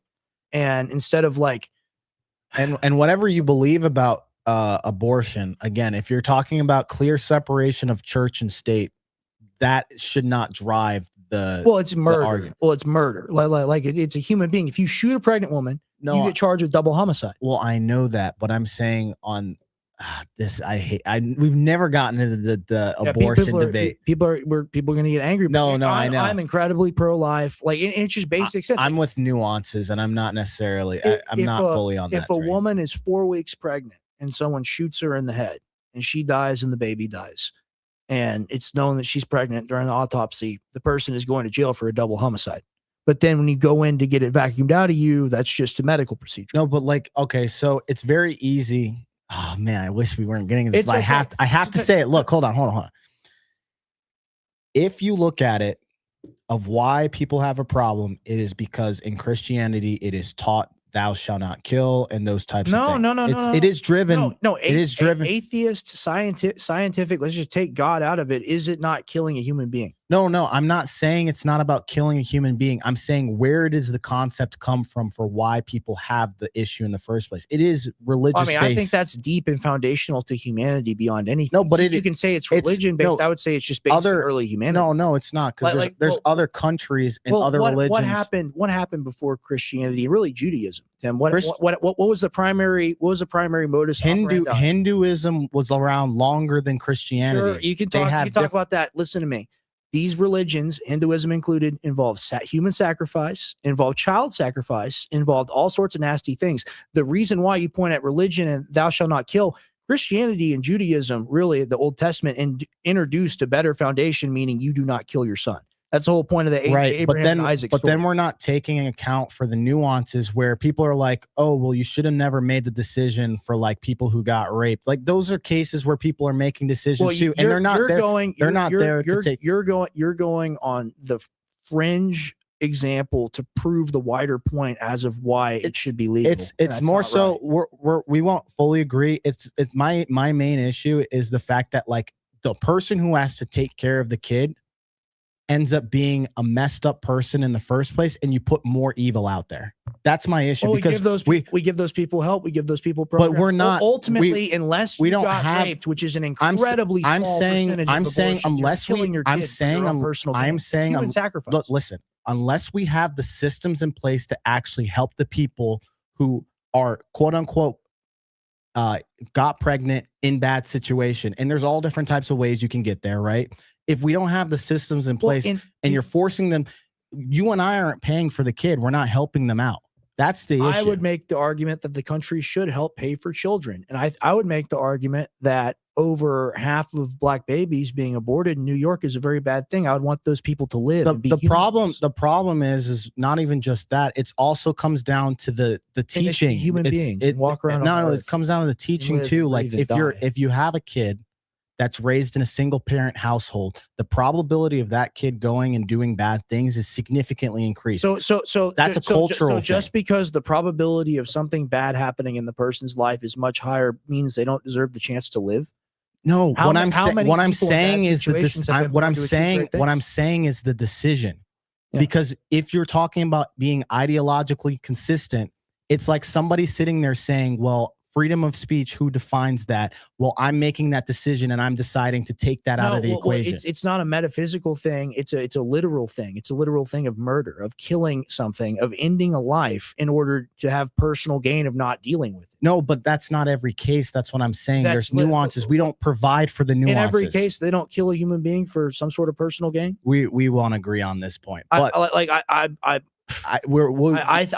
think it's very clear that if someone is going to be a human, then that means they're a human. I know, but all of this is being driven by something where you're not directly involved in the situation, and what does you that don't have mean? to. I'm saying, let's say random girl Katie, here in Texas, gets pregnant, shitty guy, literally deadbeat, gets her pregnant or whatever. Sure, she made the choice or whatever. Okay, she regrets it. But now she has to have the kid in a really bad situation where the kid comes messed out. You and I sitting here making a decision for that person when we're not involved in that scenario. I understand your argument. It's difficult because she doesn't have the money. I don't agree. She doesn't have the ability to take care of that kid. She comes up from, I know a lot of people have messed up families. All I'm saying is look, I'm not sitting here saying we should just go and let abortion be like a birth control. No, I think that's stupid. I think people have consequences when it comes to that stuff. But at the same time, we're doing blanket rules without having some nuances built into there. And without even addressing the root cause or the issues. If you have consensual sex and you create a human life, then you do not have the right to snuff that life out, no matter how bad your circumstances may be. I believe it's that. very easy when you and I are single and don't have to deal with it. I disagree. Well, who's going to take care of the kid? You're not in the military, Tim. Why are you talking about Venezuela? You're not in the military. But who's going to? You don't know. But who's going to take care of the kid? Answer that. Who's going to take care of the child? There are programs available. There are resources. What available. Programs? All right, the child will be alive, Tim. You're talking about the child. So it'll be alive. Let me talk. Okay. Let me talk. You're talking about the child being alive and living a bad life, and that being a reason for it not to exist. I'm saying it should have a life because God created it to have a life. And if it has a shitty life, then what? Then it has a shitty life. But then that ends up driving. It's like that's humanity. You haven't met people that have no parents in the household. I met plenty of them. I've met plenty of those people, and they come out. Don't assume things about me. You don't know. They come out. No idea. They come out super messed up more often than not. I know plenty of foster kids, and the experience of going through that is worse than not being alive. All right, plenty of people have horrible life experiences. Should we kill them all so they don't have those life experiences in the womb? Look. Like this is what you're arguing for. Hey, look, guys. Argue against what I just said. Repeat it. Because a person is going to have a bad life or has a bad life, it would be more profitable for us to just get rid of them in the womb so they don't have a bad life. No, it's so that humanity ends up being a net positive. The reason why you have no. We actually, by letting the kid who's actually really bad, crazy. I'm saying by letting the kid who's really messed up, comes from a very bad background, that one kid could actually lead to like a mass shooting and 10 deaths. God wanted him to live. These are all the Planned But Parenthood. what I'm saying is that Margaret Sanger wanted to kill all the black people. Probability that kid comes messed up is significantly higher, which means he's more likely to do bad things, which leads to but I'm saying crime. I'm saying Minority Report. All of it. What I am saying is look, I do know the Bible because my grandmother was a pastor. The Bible's not relevant. We're not talking about the Bible. No, but it is a religious based thing. It's Christian based. No. It is Christian based. Is murder being illegal? Let's look it up right now. Can we look up is this concept based off of Christian based? Because other religions. We're not doing that. We're having a discussion. No, but I'm saying we're having a debate now. Where did this concept come from? Answer that. Come from law. It's wrong to kill a man. It came from Christianity. You can literally look this up. You are factually incorrect about this. Is it a Christian concept to not murder? Christian concept? No, is it Christian concept to not murder, Tim? No, I'm saying the nuance. I'm saying the nuance of this particular thing. And no, look, it's Christian concept to not murder. It's murder. You're never gonna agree with me on this because there's a religious background to this. There's a moral thing that you have built. Secular atheist worldview. You're wrong. Look, it's a human. If one kid comes out messed up, goes through life and kills 10 people, is that one person worth the 10 people? That hypothetical does not. No, there's a higher probability of that kid and more of those kids. Man. No, there's more. There are plenty of cases where those people who had messed up situations and bad families. No, you look at hold on, listen. Hold on, Rex. Rex. In low income black and brown neighborhoods. Rex, I could literally do a whole breakdown on this. When you look at people who commit mass shootings, who commit very bad crimes, you look at the childhood. Hold on, listen. You look at the childhood, and it's typically driven by the childhood because they had a really bad experience. That is statistically true. If you have a kid that went and didn't know the right morals and learned from the wrong people, the chances that he goes out and commits a bad crime is based off of upbringing. That is nature. Nurture, not nature. You know what this reminds me of? It reminds me a lot of game management, right? So like you have a deer lease and you got deer walking around. You want to kill the cull bucks. You want to kill a buck that has, like antlers out the ear on one side and there's a spike on the other side. Boom, you kill him, so you have a healthier deer population. It sounds like humans just animals, no, right? But in general, your concept is about death. If you're trying to prevent if you're trying to prevent the amount of deaths and prevent the most deaths, the least amount of deaths, right? All right. I gotta make a point. So you're talking about altering the future and making a better future through abortion, right? A future that does not exist if those people are alive. So I'm genuinely telling you it's eugenics. No, I'm genuinely telling you to prevent future situation. It's a correlation. It's eugenics. It's about a chain of events. And if you prevent the chain of events from happening, then that event doesn't occur. What I'm saying is, hold on. You cannot sit here and not tell me that a majority of the killings that happen come from bad teachings. Is that correct or false? How is that relevant to this argument? I'm telling you it's relevant for this one reason. Explain how it's relevant. Okay. If it comes from bad upbringing, and that is the reason why these people are killing in the first place, if you got more people that come up because of the fact that if you don't have both parents in the household, or you have somebody who's ill-equipped to actually have a kid or deal with it, the chances go up dramatically of that person actually coming out bad for society. Because you come down to the conclusion of it's supposed to be about life. If you want to prevent one person and it leads to 30 people dying, that equation does not match up. I don't know. Man. It is a scientific. I think you're. It is a scientific thing. I disagree. That wrong people are having kids. That wrong people are having kids, and I don't agree with everybody having kids. That is my standpoint. So you believe in population control? No, it's not population control. Is that not what it is? I even say this. The situation you described is population. I'm saying people need to be smarter, and there's a lot of people that are not taking the time to actually understand. Don't nut in her, wear a condom, etc. I agree. But those people learned it from a habitual nature. Their parents also were single-family households. That is the whole reason. So by ending the cycle, instead of having a positive change where you break the negative cycle and you do something positive, despite the negative events that preceded, we just end it. I'm describing what you're talking. You're not bringing any level of facts or figures to this or probability. Well, it's metaphysical. No. You're That's an emotional. I'm talking about logically. No, you're not. I'm saying people agree with me. I'm saying logically. You can even read other people. They're literally saying I'm saying you're right. Correlation versus causation is two different things. You are talking about pre-crime. You're talking about preventing. No, I'm talking about statistics. You're talking about preventing people from being people, man. You're turning it into numbers. No, I'm talking about. You're turning it into a calculation of, oh, this is better for humanity, therefore it is okay that we do it. I say humanity exists, and that's better for humanity. So let's have a bunch of people that have wrong upbringings and just continue to pour bad people into it. That's the world. No, man. but that's what I'm saying. If you want society to be better overall, then you should be having situations which account for the really bad ones. Yeah, it's like Hitler killed the retarded people and the people in wheelchairs because they were substandard stock. But that's not the same scenario. How is it not the same? You see, it's not the same scenario. The kid's coming from a single parent household. The kid's going to be unsuccessful. No, because the probability of somebody coming out as retarded and in a wheelchair is lower than the chance of somebody who's in a single household and actually has a bad upbringing. I don't know. I think you need to think about this. I think you need to think about this. I don't have to think about that. Here's the thing. You're going to have your beliefs. I'm going to have my beliefs. There's going to be things that we don't overlap. This is murder. Around. It's different. But at the same time, I'm bringing numbers to it, and I'm actually getting you a different perspective. No. There's people that are going to agree with you, and there's people that are going to agree with me. You talked a lot. I'm going to talk for a little bit. You say you bring numbers, you bring statistics, you bring facts. I would say that you're talking about a scenario. And you're saying it's a better scenario if X thing happens. I'm saying X thing shouldn't happen because X thing is grotesque and illegal. And then we can never meet because I view what you're advocating for as a crime against humanity.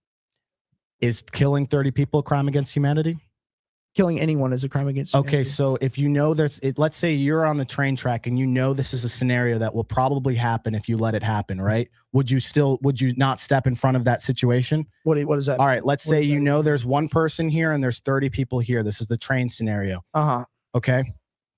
Train is going head on. You have to make a decision because you know in both scenarios somebody gets killed. Are you choosing the one or are you choosing the 30? Because it's both scenarios.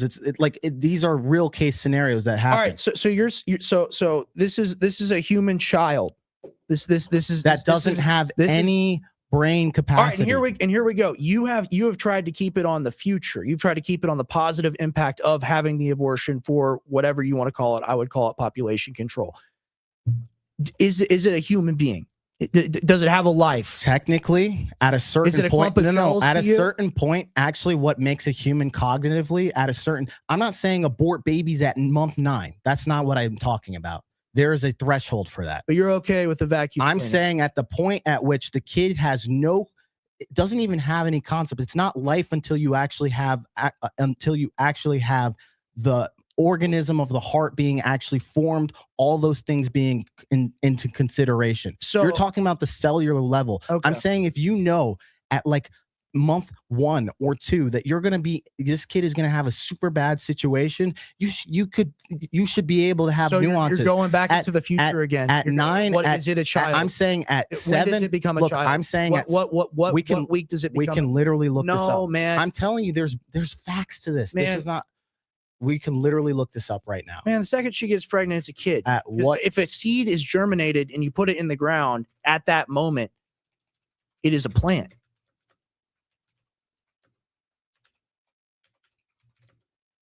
We're never going to agree on this, man. Honestly, it makes me sad. We're not going to agree on everything. We're worlds apart on this one, man. And then I think you should reconsider your position. And look, I'm not going to sit here and try to convince you on other things as well. These are the things this is why we have the gray area, guys. This is raw. This is real. What month does it have a fucking heartbeat? Around the 5th week of pregnancy, it has a heartbeat.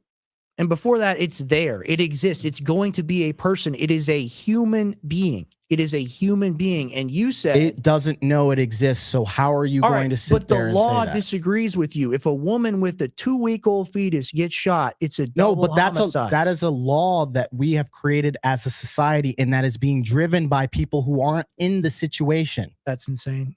It is. No. I'm saying abortion specifically. I'm saying specifically abortion. I'm not talking about killing in general, because if you and I are here and people are going around shooting, that's a negative to society. It's a human life. It's a human life that deserves to blossom and have an entire existence, no matter how horrible that existence may be. And you don't get to make that choice. You're not God. That's what it comes down to. But you're talking about improving a future. And that's what your argument came down to. It came down to improving a future by saying, hey, you kill one person or you kill 30. You laid those out. You made that example, right? I'm saying you don't get to kill that one person at all, because that one person may not do either of those. So how is it not playing God by making the choice that that person has to keep the kid? What?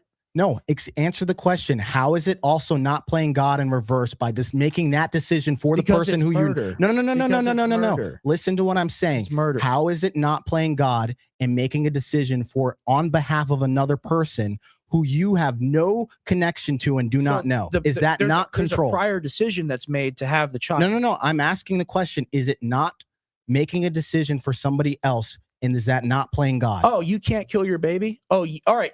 Tim, you can't jump off the roof. It's illegal to jump off the roof. If you jump off the roof, different circumstance. You are trying to correlate those two things with two different things. Here's the thing. Ultimately, I'm just going to talk about your argument because it really is so bad. You're saying that you're going to make a better future by killing people in the womb because you have decided based off their circumstances that they're going to be a bad member of society. That is what you said. I am literally saying that's Minority Report. You're saying specifically that we should have the reason why we have poverty in the first place in very bad situations. How we get here? I'm telling you why we have a lot of those situations. So it's because I want to answer. Do you think in your ideal world, if you have like majority vote or whatever, that hey, it makes the world better? These people, they don't. What I am saying is, if we are talking about the Constitution of the government and how the system is supposed to run, there is a specific phrase that we have always gone by, and is why in legality and things they're supposed to be, and this is my macro level argument that I started with, separation between church and state. The only reason why that's not relevant. No, atheist. I'm not Bible boo. I'm not. Out of the, I'm not. Killing a future life, a future human being. I'm saying because we're in a multicultural environment. That has a majority that is Christian, and I also came from Christian background. I'm not sitting here saying it is not Christian to kill children. That's what I'm saying. It's built off of Christianity. If we were literally in China right now, it would be completely different how they view it. Agree with the one-child policy? Do you agree with that? They had to. Is that cool? They had to. Otherwise, their population was getting out of control, and they wouldn't have enough resources for the rest of the people that actually existed there. All right. There was an actual conclusion. It wasn't made in a vacuum. All right. I've made my point. We will agree to disagree. There are people that will not like what I'm saying, and there's things that you will like, and there's things that we don't like. Abortion isn't one of those things we've talked about. We'll talk about it. He has a different background. I have a different background. We have different viewpoints on it, and a lot of it is formed from basically what experiences and life experiences we've gone through. Whether you guys believe it, interpretation of law and natural order, but yeah, I mean, okay. I appreciate it's a decision. All right. So, guys, we're going to end stream. Look, at the end of the day, we do the show. We do the show. We do the show to have fun. We do the show to have a good time. We do a show to have these spirited debates and discussions because we know that's what y'all want. This is not boring. This is very fun, entertaining, and educational, and you get to hear two different perspectives and what people think. So stay tuned. We're going to be live tomorrow. We're going to be live Thursday. We're having the guy that's running against Randy Fine come on.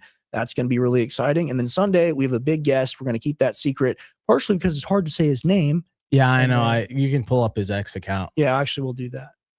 It's like it starts with SOL, right? Yeah, it's super hard to pronounce his name. Yeah, we'll find it. We're having this guy on Sunday.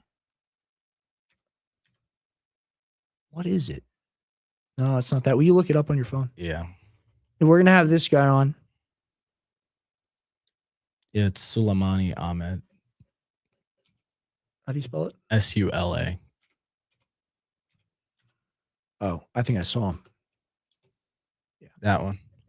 Yeah, we're going to have this guy on. He's a Middle East expert. He's also ragged on my dad quite a fair bit. From the UK. It's going to be interesting. He's got a big following. He's from the UK. He's also got UK information as well. This is going to be really fun. So you're going to want to be here on Sunday when we do this and we have this guy on. And just to preface, guys, like, again, we don't sit here. Like, I'm not going to sit here even after this conversation and like put Rex on the stakes for his belief system. And I wouldn't expect it for the rest of you guys. I don't think you survive. Huh? I don't think you survive. If you want to have a 3-hour argument after about this topic, we can have it. Don't say that. No, I'm saying, listen to what I'm saying. You didn't even hear what I said. I'm saying that there are particular issues that no matter how you spin it, two people are never going to agree. But that does not mean that you're going to sit there and make that their whole identity. What I'm saying is that we have to compromise on certain things. And this is what I'm saying. On this particular topic, it will not make me look at you any different, as well as if anyone in the audience had a particular perspective. There are things that are a moral. It's a morality thing, and that's fine. You discount it completely. You throw it out of the window, and I don't think you can do that. I really don't think you can do that when you make the religious argument. Look, like, we come from two different backgrounds. People live on two different parts of the United States, two different parts of the world. They grew up within certain things. They have certain belief systems that formed whatever they did. Okay. Everyone has local truths. There are a billion people that would agree with you, and there's a billion people that would agree with me. Killing a baby is killing a baby. I'm telling you, there's a reason why it's been divided for the entire existence of America. There's a whole population. It's advantageous to get an abortion. I'm telling you, it does improve people's lives. It's not the life of the child. All I'm saying is dead. Stop with the argument. I'm saying just from the idea of the statements and the ideologies in whole. Wow. People are going to have differences based off of however they grew up. Yeah. That should not define where you can't find overlaps and where you agree. You're never going to agree with everything on everybody. The thing that makes this so difficult is to find an overlap or a compromise. I mean, there really isn't one besides the rape example, which I might concede to if it's early on. I'm not even saying we have to compromise. I'm not even saying we have to compromise on this. I'm talking about a set of things as a day. Well, I know, but that's why the debate got so intense, is because like we're worlds apart on this, and that is totally fine. But it is okay to be like that, and there are going to be other positions that we're worlds apart on as well, and that goes forward to make the point of why you're watching the show. The show is not a circle jerk. The show is not a fucking football experience where you cheer for the left or the right. We're here hashing out these issues, talking about these stories, and we didn't even think of this abortion thing at all. It didn't even come to mind. No, it just came up naturally. But it came up naturally, and I think it's a good conversation for people to hear. And they're gonna be people that are angry with me. I'm okay with that. Look, they are your views. Mine are my views. It is, and that's what I'm saying. So like, I'm not gonna sit here. There's a whole population that would be like sitting on here. And maybe not even our audience, but in general, just in society here in Austin, right? Because it's super blue. That would be like, Rex, you are a really bad person because you have this belief system. I just say, y'all want to kill, how dare you? Kill all the black my body. I want to kill all the they'd be black like, people. my body, my choice. You're this Texas conservative, like masculine mansplaining man. I just want black people to be alive. Shit. Because they're the majority of the abortions. I'm making I want them to be alive. I'm making a point. And see, I'm listen to what I'm saying first. I think all I'm saying is that there's a big group of population that would literally call you those things, but it does not define you, is what I'm saying. Well, yeah, because I'm right. Ultimately, and that's how everyone feels about their beliefs. Exactly. That's what I'm saying. You're going to say that. There's going to be things that I would be like, oh, I'm completely right on this thing, but you'd be like, you're wrong. And it's going to be vice versa.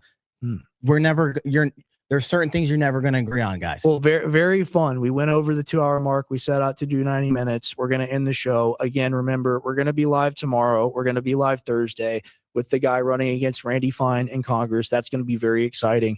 And then on Sunday, save the date. Don't forget, we're having this guy on, and you're going to want to tune in for that. So bookmark it. We're going to talk about the Middle East, talk about Palestine, talk about the UK. A lot of exciting stuff going to happen. Somebody made a good comment here. This is a perfect illustration on how hard the topic is. I see both sides. I hope, scroll up, please. Sorry.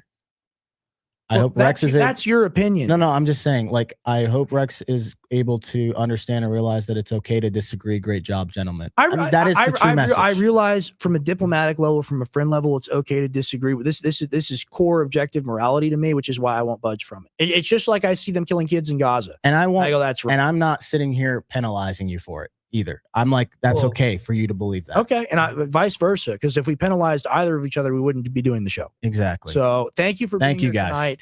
We really appreciate it, and feel free to go ahead and go to goprimalcore.com if you enjoyed this and help support us, help us be able to pay for producer slash switcher. If you want to do that, the website is right here. Just going to go ahead and pull this up, and we got winners. We got people that won in the giveaway. We're going to be sending you guys your products, specifically Rudy, who's in the chat right now. You can go to goprimalcore.com. You can check out all the products we have. It's not just this elemental drive product, high quality multi-mineral for men and women, but for men, it has really dramatic effects. And then, of course, we have the combo pack, which is what you really want. It's what you really need. It's got the ultimate ashwagandha, KSM 66, well studied, raises testosterone, lowers cortisol. And then we got that ultimate mineral blend that I was telling you about. But perfect. Thank you guys for joining us. We didn't expect that last half, but still, this is the gray area. Good. Thank you guys. Welcome to the show.